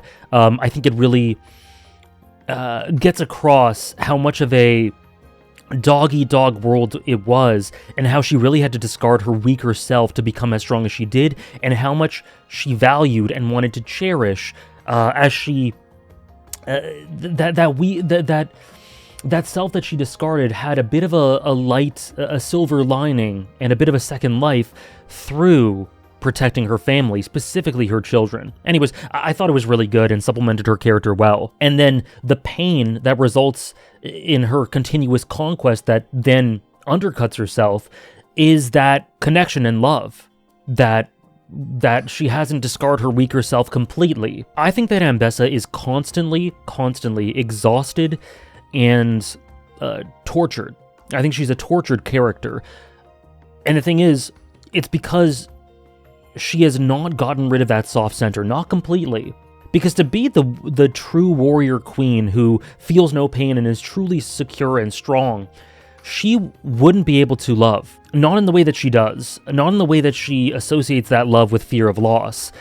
She did everything to protect her family, but in order to continuously do that, I've talked about it. I've talked about it a lot. I won't dwell on it a ton. Just go back to previous videos where I've talked about her. But she's such a complex psychology, such an interesting personality, and in the end, I think a tragedy of a person. And I do like that in the end it really feels as if she's able to look at Mel and see hope in her and feel a bit of a reprieve and solace in the fact that she is carrying her torch forward. She wasn't able to live completely properly free, but maybe, I think she hopes maybe Mel will be able to in her stead, as her legacy, as her emotional legacy, as her beloved daughter. So, honestly, Ambessa, one of the best characters in the show. I really think she is. She really just rose up the ranks incredibly, and I love her. I think she's awesome. And she was top to bottom, start to finish, from her introduction in episode 8 to her conclusion here, magnificent. Now, in addition to all of this, Jinx, let's get into Jinx and her conclusion. She's able to properly rest, or maybe, okay, let's get this out of the way. Let's put it this way. I think Jinx lives. I think the fact that she blows up that grenade and goes with Vander Warwick, really, at the bottom of that tunnel, whatever you want to call it, and then we see Caitlin reviewing the notes about the reactor, or whatever that thing is, and seeing the air duct exits, and then we cut to a random airship just flying away at the end, and then it just automatically reminds you of the first line I think Powder ever had in the series, or one of them at least. One day I'm gonna ride one of those things, looking at one of the airships coming from Piltover. I think she really did ride one of those things. I think she lived on. I think she escaped through the air duct, lived on, and I think Caitlin kind of realized it and clocked it, and I think so I think Jinx lived at the end. I don't think she died, but I think that she was willing to, and I think that's the most important thing. She was willing to break the cycle, die in a way that was loyal to who she was, not in a tragic way, not in a way that should be lamented, but in a way to be proud, just like Isha. And I do think it's beautiful that Isha essentially set Vander free, pretty much, because there was no Vander left there. And there was a bit of a glimpse of it before Singed followed through, but I think, by all intents and purposes, you can say Isha did what she had to do. And so did Jinx. She gave her life, well, intended to give her life, for the people she loved and the people she cared about, and for the future that she wanted for the world. She was able to realize the hope in the world through her talk with Echo that we didn't see, and yeah, I think that's what happened. And also she helps Vi realize where she's been and how, and her direction forward in life, and it's great stuff for Vander, for Isha, for Jinx, for Vi, and just generally the themes of the series. It's an amazing conclusion for Jinx. And after all this, Vi holding on to all these people that she feels powerless and that she hates herself for not being able to protect, all these cycles, Jinx in this moment just tells her to let go. Let go. And in this way, she sort of guides her by the hand to break free of these cycles, metaphorically, kind of in the same way as it goes full circle that Vi guided Powder in the beginning of the series through all this blood, all these bodies. It's kind of beautifully poetic in that way, that the younger sister here guides the older and implores her in this way, through example, to just move on, and start a new phase of your life and move forward. It does make me wonder, though, if Caitlin suspects that, why she doesn't tell Vi. Maybe she's going to do it off screen in the future that we don't see. But I don't know. Vi, she doesn't tell Vi, so that's curious to me. It has me wondering. And it also makes me wonder about Jinx as an identity. You know, will she go through a second rebirth? Powder to Jinx to someone else? Will she live as someone else? But I think what's clear with Jinx is that the show has gotten across is that Powder was never dead. Powder exists in Jinx and is a part of Jinx. They're all complex, nuanced sides to her that form the person she is. So even if she goes off and lives as a new person, I think it's clear that for Jinx specifically, she will never erase the experiences she's had, and she'll still be Powder. She'll still be Jinx. And in that way, the person Vi cares about, her sister, is out there and alive, and she doesn't seem to know. So it's just curious to me. And I'd like Vi to know that she's okay, that she didn't die. But that's not confirmed, but I'm pretty sure that's what's going on there. But how beautiful, right? How beautiful. Like I said, I would have liked to see the talk with Jinx and Echo. I would have liked to see that and see the emotions there, but nonetheless, we see the effect it has on her, and she comes back proud of who she is, a rebirth, new hair, the paint and everything, this rebellion, this revolution that we've talked about the entire series, this fight back that does not dismiss humanity, that accepts and embraces humanity and strives forward regardless with all of its faults and has hope for the future regardless, that tackles the stagnancy and rot and decay of the dead world that Victor wanted to bring about, that Ambessa just had to keep fighting to bring about for her. That is unnatural, that isn't life, and so they fight against it, and I thought it was beautiful, and Jinx has this clarity in the end. She intended to die in tragedy and in grief, but instead she's willing to die in a way that means something, and I think she lives on, and I think that's beautiful that she finally is able to spread her wings and be free in some sort of way, and see the world from the view she dreamed of as a girl. And I think the fact that the idea that I have, the fact that Jinx has never gone, Powder's never gone, Jinx is never gone, it's all part of the same person, all part of the same identity, I think that's accentuated and backed up by the fact that we have that parallel, that mirror reflection. I've always wanted to fly on one of these things, and she does. Powder gets to fly on one of these things, because she is, as much as she is Jinx, there is also Powder inside her. Then we have Echo, who is in a lot of ways the hero of this series. There are multiple, I think, people who do heroic things and important things, and I think you could argue that Jace does the most important thing in the entire series. But in terms of morality, I think Echo is the most crystal clear, clean, morally sound character, and as such, the closest thing this series has to a bona fide, no, I think he just is, a bona fide hero. You know, I think that you could argue that for Jace as well, but he's done some bad things, so I get it if you don't view it that way. I think you could do the same for Jinx. So I get it. I think I consider both of them heroes in certain ways, but regardless, it's semantics. But what I do think is that Echo is the bona fide clear hero of this story. He kept fighting no matter what. He gave up this beautiful alternate universe that he could have just lost himself in enjoy. It's everything he ever wanted, except for the Vi death, but outside of that, and he gave it up because he had to save his world, and he did by contributing to Jinx's fight back, by fighting himself, taking on this army of death, saving Jinx's life, working with Jace. I don't think they even speak, but they work together in this way. And yeah, it's a thankless task, because at the end of the day, he's alone on that rooftop, and that's a beautiful visual parallel compared to Season 2, Episode 7. But I don't think he ever expected to be rewarded in that way. He wasn't doing this for a reward. It's just he was doing what he felt was right. It's what he felt was right. It's what Jinx and Powder would have wanted him to do. It's why Powder fell in love with him in that universe, because he's that sort of person. And I think he did that for Milo, and for, oh man, I'm getting emotional. And for Clagger, and for Vander, and for Vi, and for Jinx. And I think they're all proud of him. And Benzo, of course. I'm proud of him. Echo gets me so emotional. And I could have done with more for him, like I kind of alluded to. I think he could have used another scene or two, just quick stuff. But I think that's a byproduct of the episode just not being long enough. And regardless, what he got is more than enough to make him an amazing character who I so deeply love. And then we have the best dynamic for last, Jason Victor.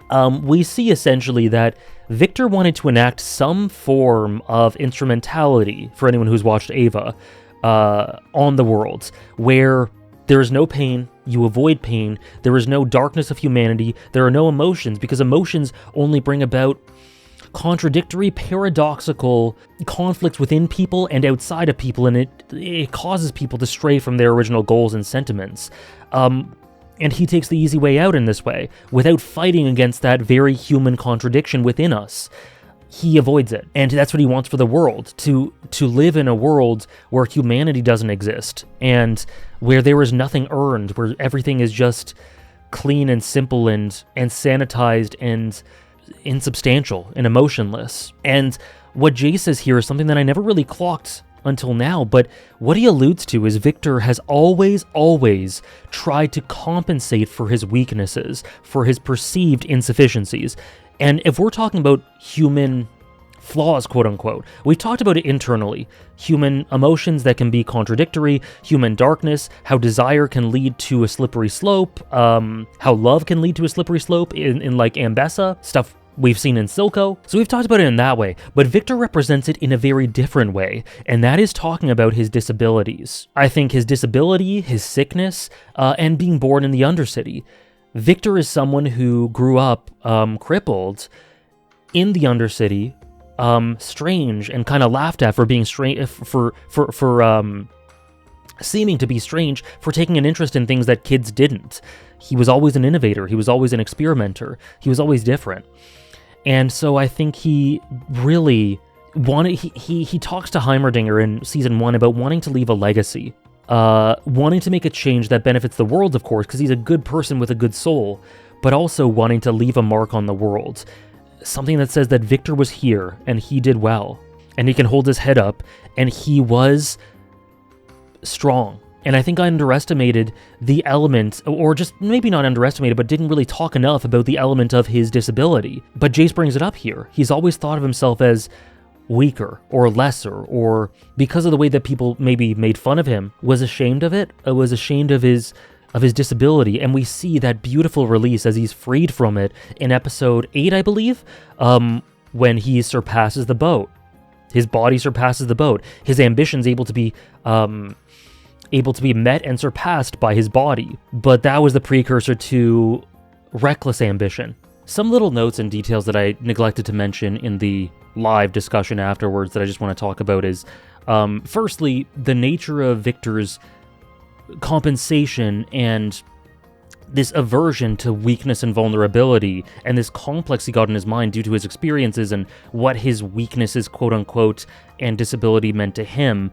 I think it hits extra hard for me that he ended up going down this broken, corrupted path of divinity, because he absolutely had the best intentions in mind, and I think they stemmed from his sort of complex about those disabilities and a sort of embedded, self-composed, or self-proposed, it doesn't escape my notice that him healing and curing people of these ailments and disabilities is the exact dream he wishes for in his darkest moments when reflecting on his disability, the sort of impact he wanted to have on the world.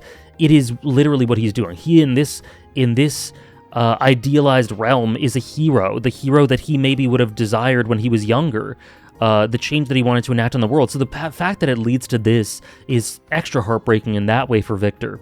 And that sort of ties into the themes of humanity in embracing, or rather accepting, the darkness of reality, to strive forwards and try to improve the world and progress things, but with a firm eye on what reality is and what humankind is.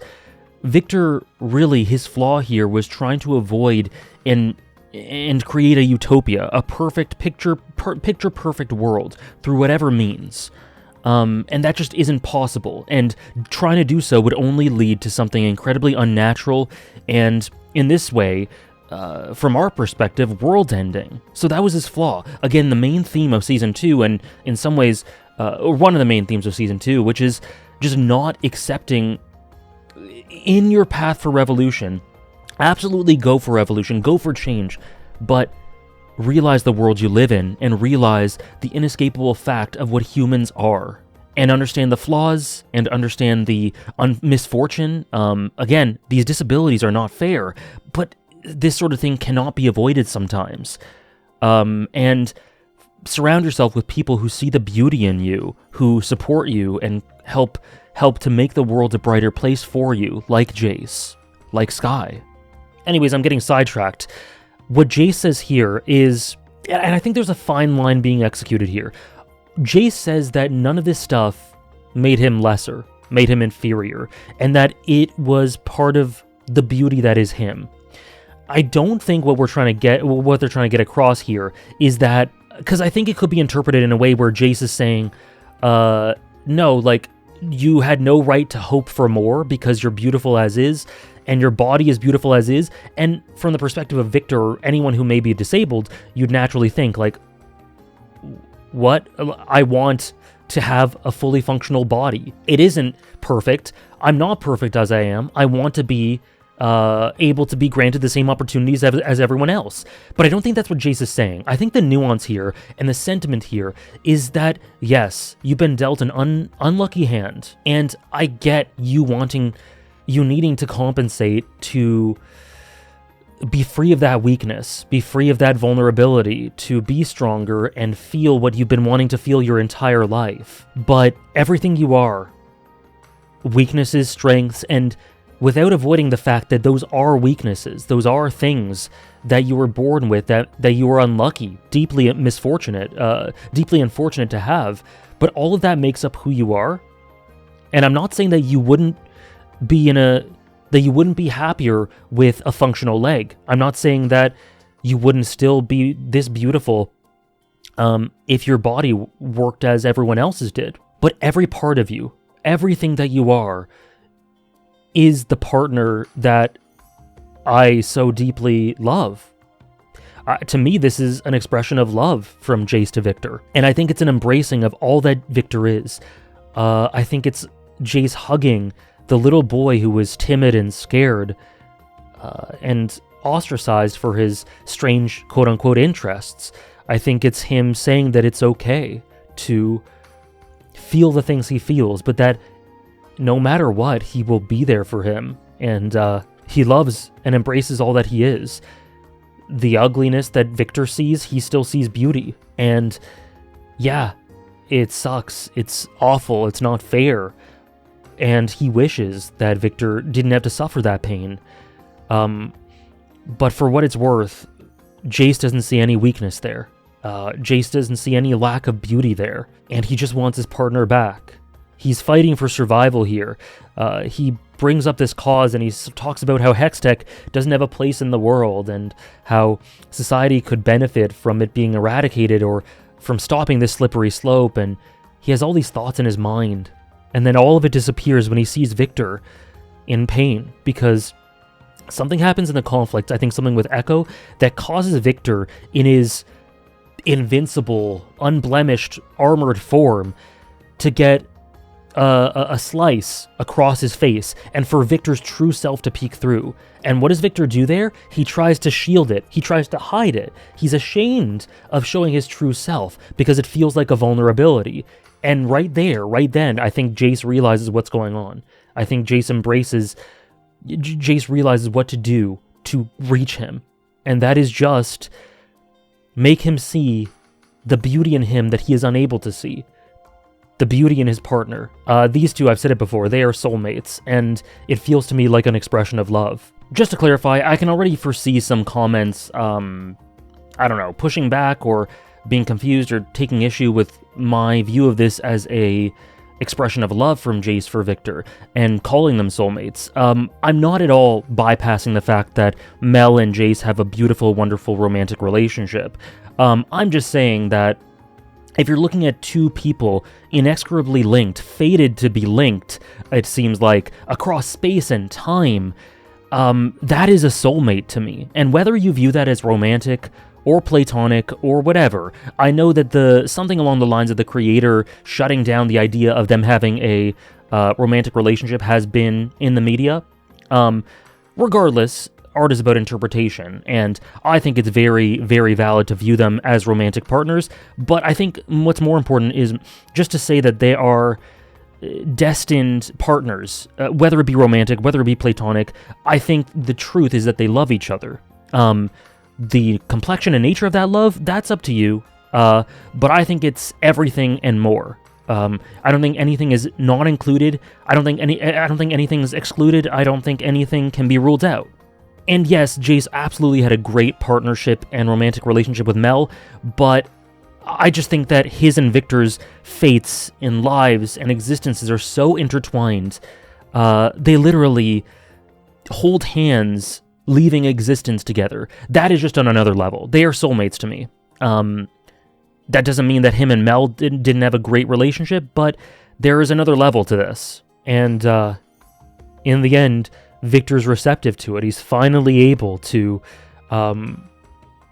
bypass and dismiss not humanity, but embrace humanity and bypass the source of why he wanted to avoid it, which is his rejection of the parts of himself that he viewed as lesser. You have to keep going. You have to keep going. You have to see the world for what it is and not avoid the ugly truths of it, but try to enact what you want to see on the world regardless.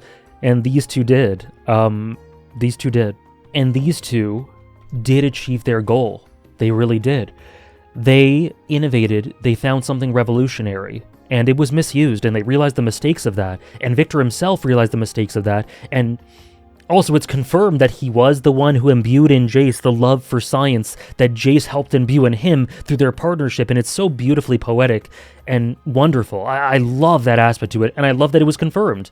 But then, talking about how he imbued the love of magic and innovation in Jace, I think it hits extra hard because it's not just that he taught Jace the beauty of this magic. It is the effects, I kind of alluded to this before, but it is the effects that it had on him.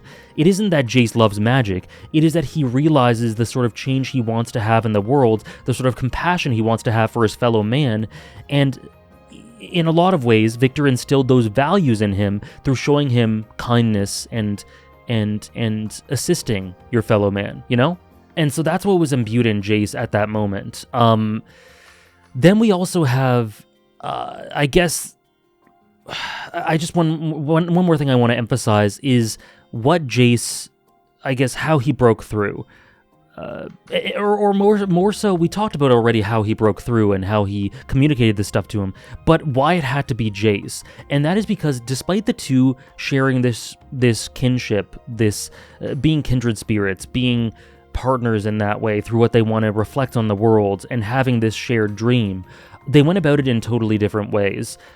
Victor always lost himself in his art, in his science, in his innovation, and lost the human interactions that I think are the core of why he wanted to do that in the first place. Miss the forest for the trees, just like a lot of the antagonistic, antithesis characters did.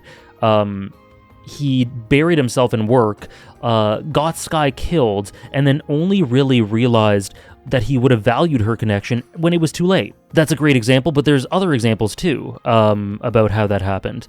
Jace, on the other hand, lost himself in certain ways, but the ways he lost himself wasn't through being so robotically locked into research and science. It is through being arguably too human. His romance with Mel, and how that sort of distracted him in certain ways, getting too impulsive and making very human decisions, which caused him down a slippery slope. Jace and Victor were both mistaken and misled, but Jace did that on a very heartfelt, human level, whereas Victor kind of lost himself through being robotic, kind of inhuman. And just the profundity and scope of their bond just really speaks to me. It really... They saved one another's lives at different points in their lives. Jace was going to die. He was going to kill himself in episode 2, and Victor stopped him. Victor was going to do the same thing in episode 9, and Jace stopped him. Victor literally saved his life all the way back then, all the way back when he was a kid, and Jace saved Victor's life in a sense right at the end here. These two have been saving one another in different ways throughout the entire story, and they met, they shared a dream, they executed that dream, they made mistakes, very human mistakes, very inhuman mistakes, but they, at the end, after bringing life to each other, they then leave the world together. There's just something really beautiful about that. It just makes me think, of one of the primary thematic facets of this season, this entire show, which is that these sorts of cycles will repeat themselves and do repeat themselves. We've had relationships throughout generations that repeat themselves in lots of ways. Silco and Vander, Heimerdinger and Singed, which is very subtextual. And those have showed us that tragedy occurs with differences of opinion, differences of emotion, different outlooks.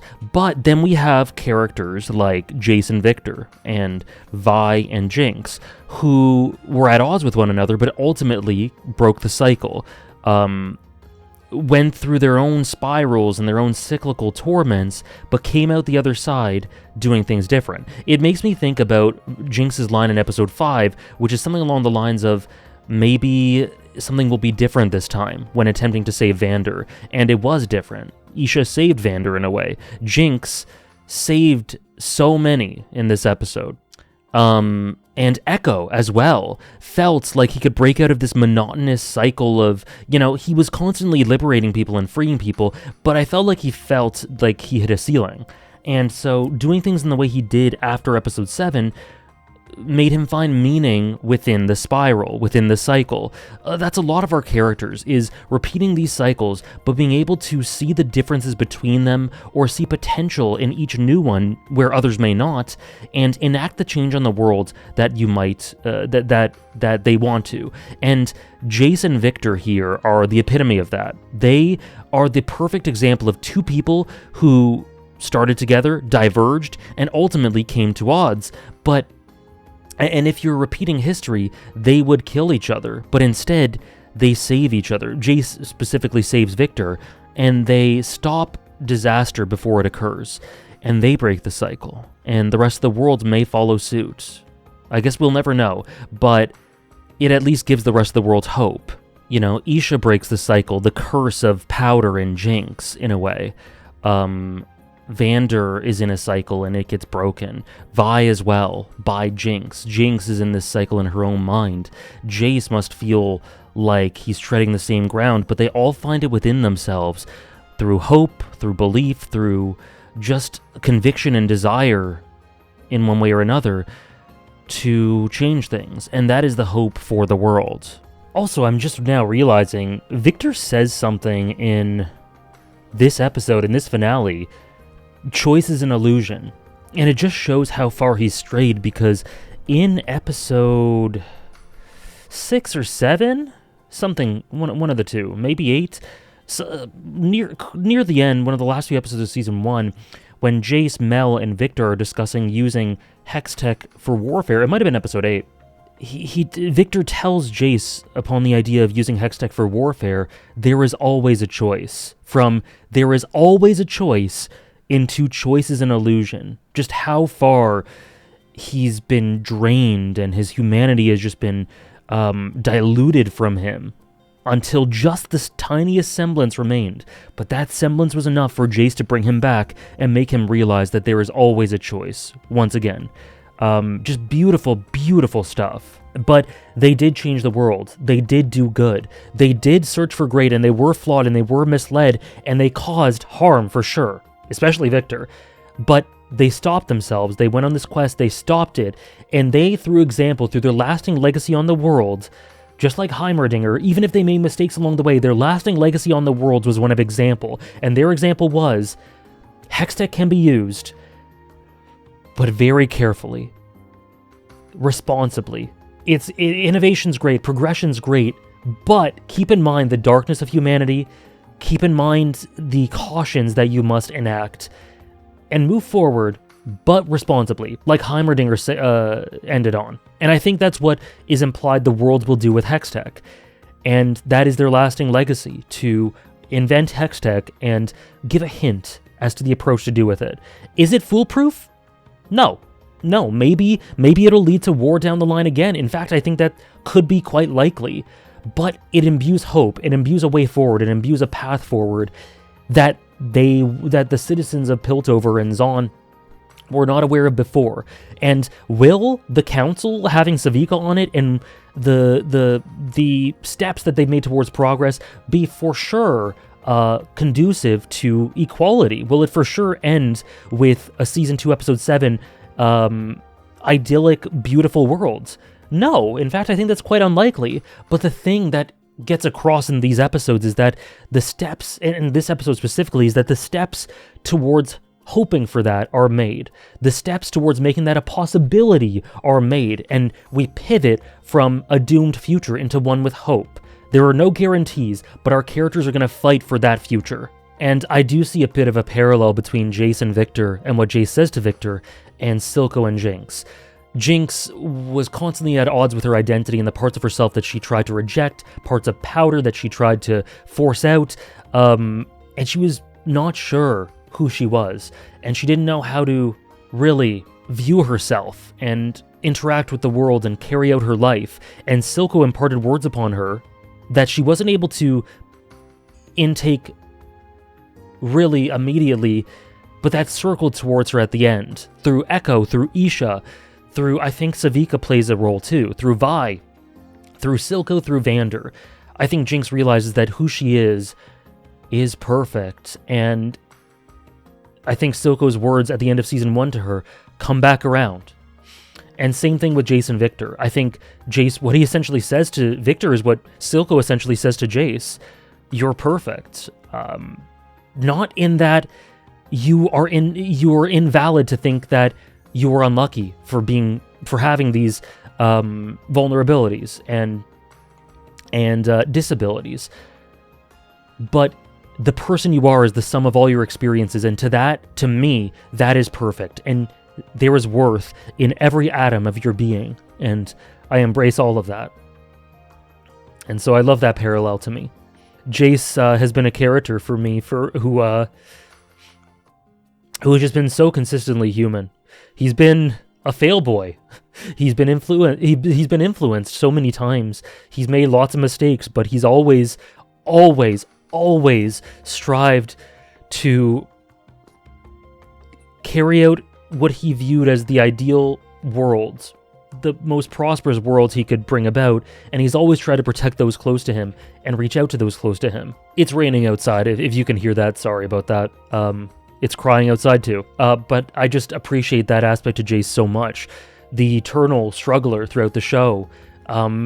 Very similar to Echo in some ways, but a lot more flawed. And those flaws, I think, really enrich him. And him and Victor are just disappear. They sacrifice themselves and disappear into the ether. But they're together. And there's something beautiful about them disappearing as the result of their inventions, imparting that upon the world. And one little touch is that seeing Jace's mom really, really got to me, and I hope she's proud. Anyways, those are my thoughts about the episode. If I have more to say, I'll add them in post, but that's all I can think of right now. I think I've covered all I wanted to. As for the whole season, there's so much to say about it, and I have said so much about it, and I've said it in this discussion and throughout the episodes. But I think what's interesting is that Arcane Season 1 is one of the most perfect seasons of anything, to me. It's basically blemish-free. And every character has a very defined role. You can see that there's thoughts for every character, top to bottom. You know Milo's role, you know Silco's role, you know Jace's role, you know Victor's role, you know Deckard's role, you know Vander's role, Echo's role.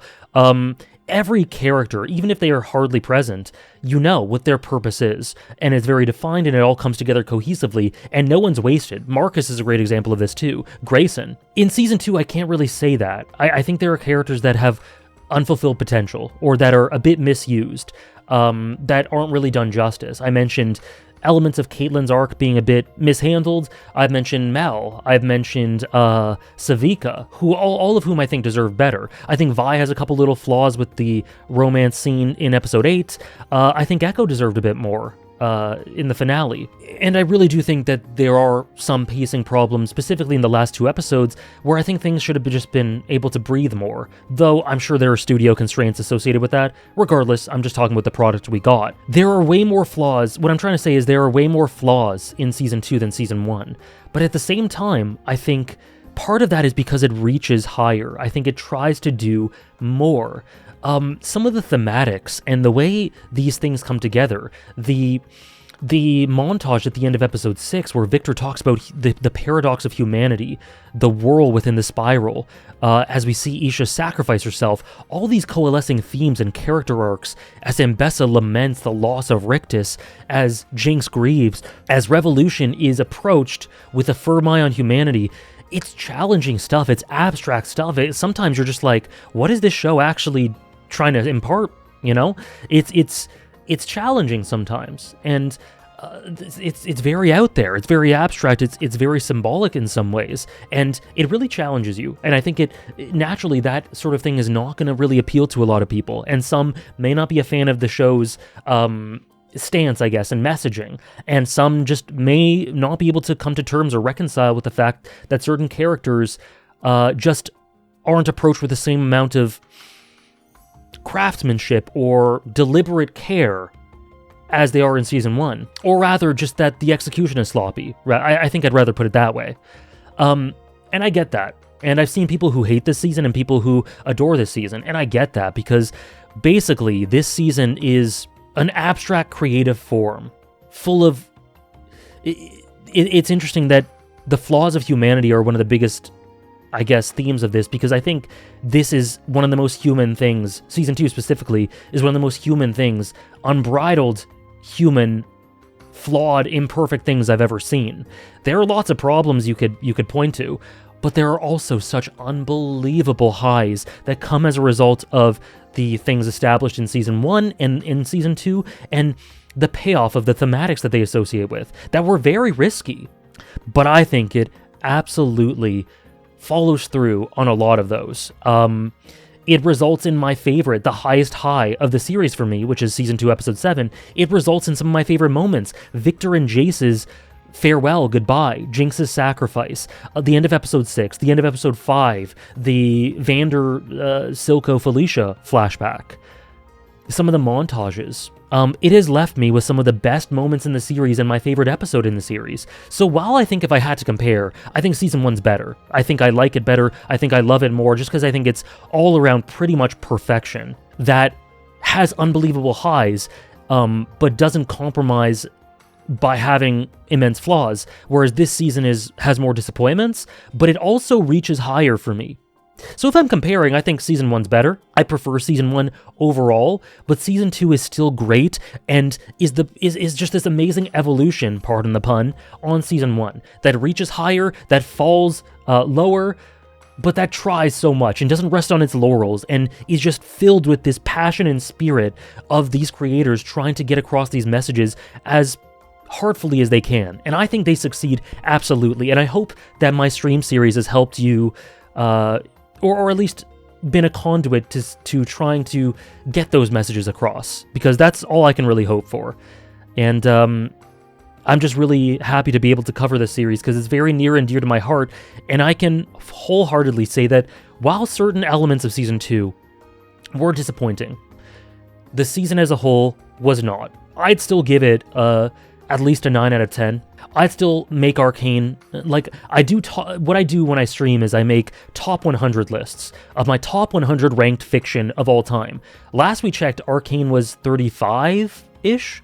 It was high up, it was 35-ish, and some might say, you know, let's say you gave Season 1 of Arcane a 10 out of 10, and this one's like a 9.5 out of 10 or something, and that makes the average score go down. That's not really how it works with me.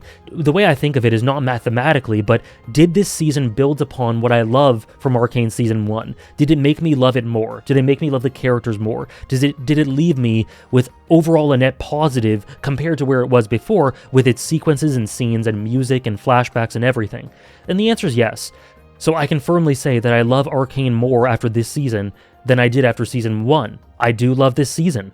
And I'll be first to talk about its flaws, and I have. But sometimes in some cases I think that really loving a series means knowing full well what you believe its flaws are. And I feel that way with a lot of my favorites. And I feel that way with Arcane Season 2. So, wonderful piece of work. Wonderful creation brought form. I think a wonderful full achievement artistically and narratively. And Arcane was special. Arcane was special. And Season 2 specifically was an awesome experience. There's been lots of highs and there's been notable lows, but the highs far outweigh the lows. And I'd hope that my expression of this gets that across. Now, let's get to that tier list, that character tier list. And then one more thing I want to add here is I didn't rank actually the acts. I wanted to rank the acts, and I didn't do it in this tier list or in this section. But the way I do it, the way I'd rank them, I think, is probably the best act in the show is Act 3. That's how I think it would be 3. Then I think it would be 5, which I think is really, really strong. Then I think it would be Act 2 overall.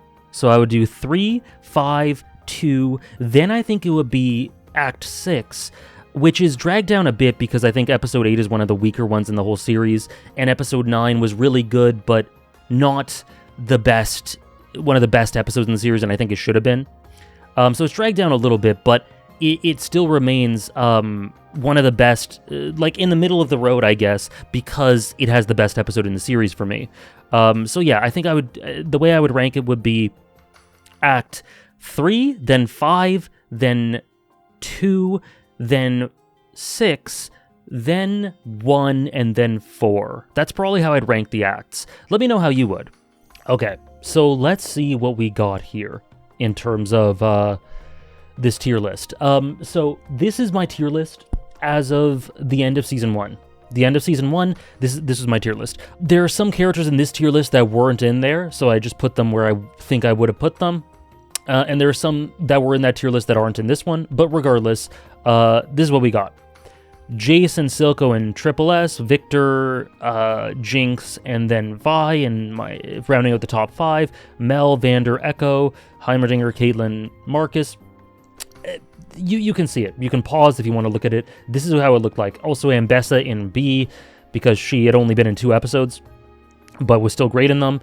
Anyway, so, but the thing is, I think I want to properly define these categories, because lots of people have different tiers. Like, lots of people don't even use Triple S and think that it means like having too many people in Triple S is having lower standards. To me, Triple S basically just means a 10 out of 10 character. And something above that is the really exclusive group, where it's like they're some of my favorites I've ever seen ever. And yeah, so let's just that above that is my heart and soul category. So let's just rename this. Masterful. Double S can be amazing characters, great characters for S, very good, good is B, C is solid, fine. C tier is essentially the characters just do their job and do what they need to do, and contribute in whatever their role is, but they don't really distinguish themselves. And they're just fine. They're mechanical. D+, I think I'm going to get rid of the D+ tier. And we'll say this is little to no contribution. So, like, there's basically no contribution for these characters to my enjoyment. This doesn't necessarily mean they're bad, because I don't think I could say any character in Arcane is bad, but they basically didn't contribute to any real enjoyment for me. Now, I do have to say that some of these will be moving up. I think that having some of these characters in fine, they deserve probably better, a couple of them. But yeah, let's change that now. And let's start with altering the list to reflect how I feel, and then adding some of the new characters. Actually, we'll do it tier by tier. So with little to no contribution, I would like to move these 3 out. Rennie, I think, does a good job with what she has. I forget Hoskell? I forget this guy's name, but I think he has a really interesting role that dovetails with Solo really well. Specifically, Mel and him, Ambessa and Solo, and then I don't know. I think he shows some really good stuff about the world building, the aristocracy. I just think I'm just a general fan of his, and I think he deserves to be in solid fine tier. Let's make that solid. Now, Solo should be out of there for sure. Rictus, yep. Okay, yeah. I think I'm happy to say that these 4 characters probably deserve to be in here. I'm not saying they're bad, but their contribution to my enjoyment is very minimal. I think they have some interesting they may have some interesting notes to them, but really nothing that in the grand scheme of things makes them on the level of these characters. And I would add to that with these 2, you as well. By the way, I was told that they're a trans character and they were voiced by a trans actor, I believe, which is really cool. I had no idea. And you too. I don't have any problems with them. I think I'm glad that they were added to further deepen, I guess, the developments and world building and expand upon the Undercity and elements of Topside. And I appreciate them as moving pieces of the world, but I don't think they distinguish themselves enough to be higher than this. And honestly, probably you as well. Yeah. So in the solid tier, there are some of these characters that I think deserve to be in good. So I think Solo, honestly, is done really, really well in this season. Rictus and you can stay. Yep. Rennie's fine. Caitlyn's dad. Deckard. Huck. Yep. Benzo gets some really good stuff that makes me really appreciative of him. He might be top of C. Sky's really interesting, but she's also a projection, so I don't know how much of that I attribute to Victor's character and her character. I think a lot of it probably goes to Victor, but some of it goes to her. Honestly, Milo and Clagger for me are good characters. I think they were elevated in this season. I think Cassandra Kierman as well. So yeah, and then I like Finn. I think he's got such a cool design, but I think he really just works as kind of a representation of the everyman in Zon in a really effective way. He has some aura, but he's also kind of an idiot, and I think he contrasts really nicely with Savika and brings out some great stuff with Savika and Silco. He does his job really well, but I don't think he's higher than this. Benzo was like sort of bottom of C tier before. I didn't really think much of him, but I feel a lot more emotionally connected to him after season 2. He made me cry. You know what? He made me cry. He can be in good. And then Sky, yeah, I don't attribute a lot of the character we see in this season to her and a lot of it to Victor, but I still think she's a solid character regardless, and I really like her. And this order's... and Huck, too. Ooh, I didn't see Huck. Yeah, okay. I think Huck is good. As well. I think he's a step above these characters. Rictus can go here. Caitlyn's dad can go... yeah, this is more or less ordered. Yep. Okay, so that's the solid tier. They do their job. They contribute. They do their job well. I enjoy them. They're cool. Now we're getting into characters that actively add to my enjoyment a decent amount. But this is too low for some of these characters. Specifically, Ambessa, Savika, Grayson, honestly, her influence grows even in Season 2. I love her dynamic with Marcus and how she works as an example of the ideal enforcer for Caitlyn and how Caitlyn strays from that. And there's an interesting dynamic I talked about with her and Marcus and Cassandra and Caitlyn. Really cool stuff. I think she's probably the best character in this tier. Milo, it really made me emotional seeing him and Powder having a functional and give and take warm friendship that really made me emotional. Milo's deceptively good. I'm skipping over Solo for a second. Same thing with Clagger. I think he's not as good as Milo, so I'd probably put him bottom of good, but I still think he's good. Cassandra, I love the things we get about her legacy and the nuances of who she was and how she ends up being the stimulus for Caitlyn. Benzo made me cry. And Huck's probably here. It probably goes like this. Again, he does a great job in Season 1 being the sort of everyman with regards to the average Zonite and an example of the huge negatives of Silco's rule. Seeing his descent, but then he ends up being kind of a tool in a different way as he becomes one of the prominent figures of Victor's congregation. And he gets the power that he had been deprived of all his life and becomes sort of fused with it in this divine way. Huck's pretty damn good to me. And then Solo, I think he had such a glow up. He had one of the best glow ups of anyone in Season 2.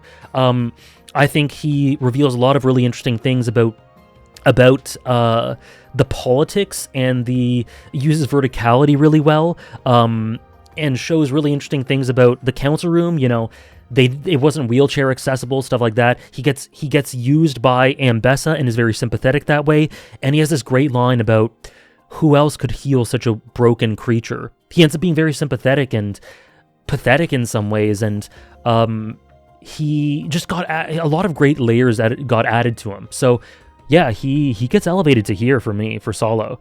And Grayson, one of the OGs. I love Grayson. Then we're getting to characters who significantly contributed. These are very good characters that we're getting into some of the best characters in the series now. Ones that I look on very fondly. And some of these I wish I could put higher, because some of these I think they had higher potential. Some of the flaws, I think some of the flaws I talk about in Season 2 rest with these characters. At least a couple of them. But I think I would have 4 characters in this tier. I would rise Heimerdinger and I would rise Ambessa. And I think in very good, I would have Caitlyn, Marcus, Savika, and Singed. So it's not like Savika gets worse in this season. She actually gets better. I just think she could have gotten way better.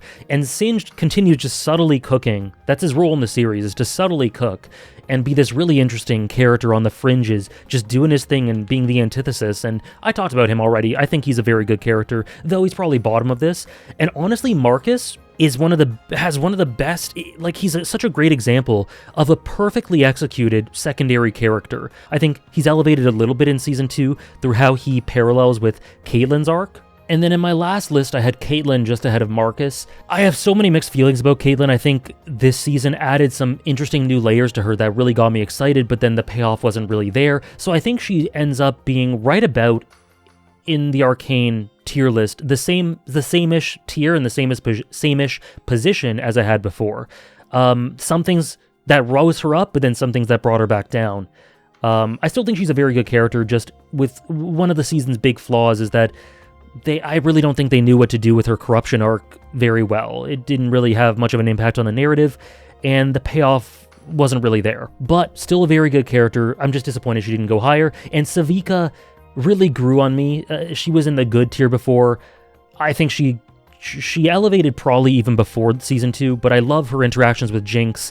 I love the little efficiency and the minimalism in the final act. I just wish there was more of it. She could have been in the great tier, for sure. She just didn't get priority, so she stays there. And Marcus, just honestly, fantastically crafted character. Just awesome character. And yeah, Singed is, now that all the antitheses have been defeated, he is the best example in the series of the cautionary side and dark side of discovery and innovation. That's been touted since episode 1, or episode 2 rather.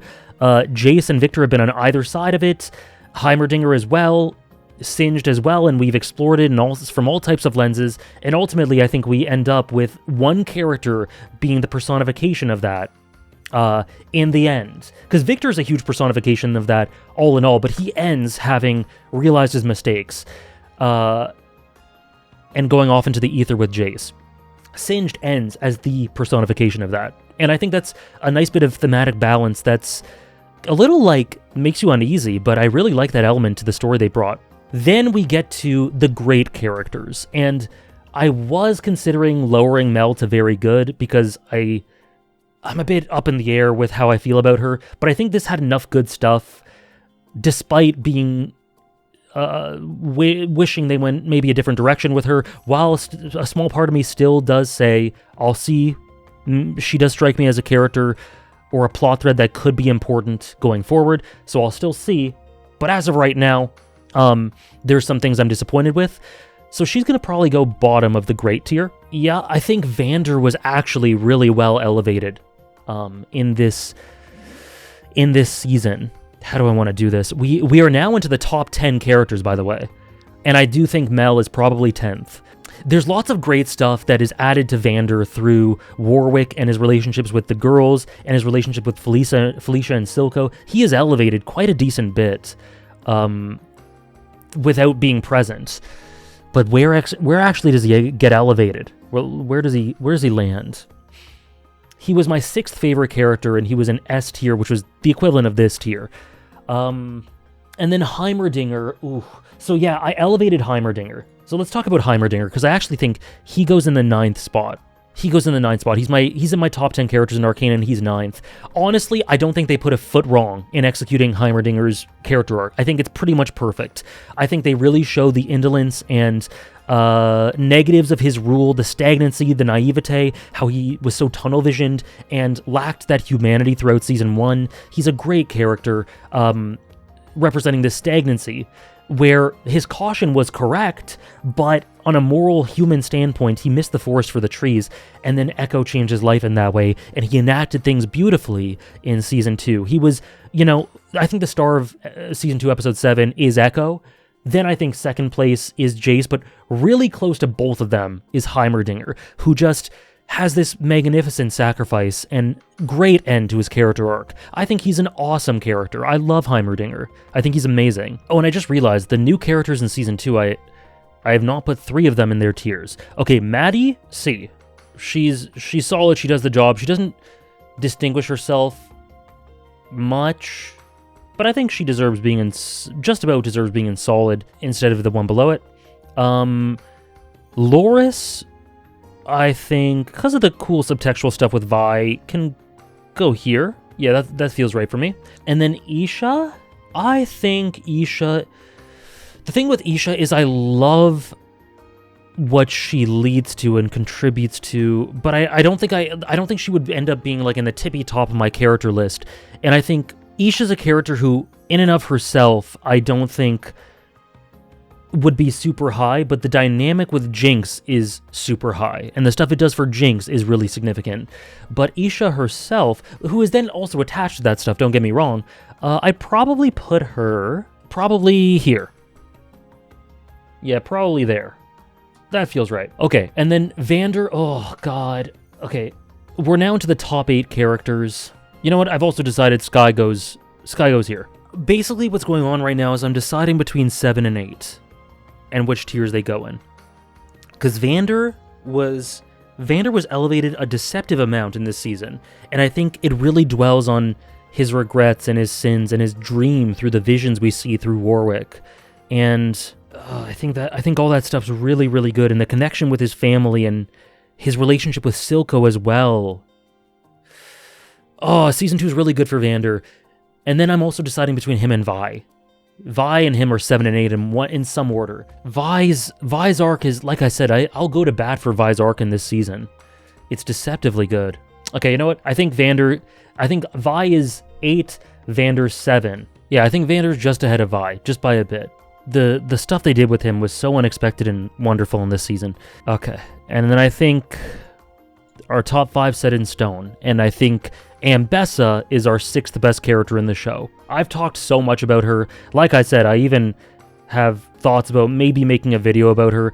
I think she is one of Season 2's greatest triumphs. I think she's an incredible antagonist, a triumph in characterization, subtextual and blunt, great dynamics, all over the place. Great voice acting, great presentation. The music video was awesome. Yeah, I think Ambessa is unbelievable. I think she's an unbelievable character, and one of my favorite things about the whole show. And yeah, this high up, one of my favorite characters in the whole show. But if we're getting into the top 5, I don't know how this is ranked, but I do know Echo is my 5th favorite character. He's my hero. He's the boy savior. He is used so minimalistically and arguably deserves more, but the stuff he gets is so goddamn good that I can't help but love him so much. He is the hope of the series. He is unbelievable. And I think he was elevated a lot, and I think he's my 5th favorite character in the series. And then Jace. And then Victor would be my 4th favorite. He was also my 4th favorite, I believe, or he was my 3rd favorite, I think, and then became my 4th favorite after season 1.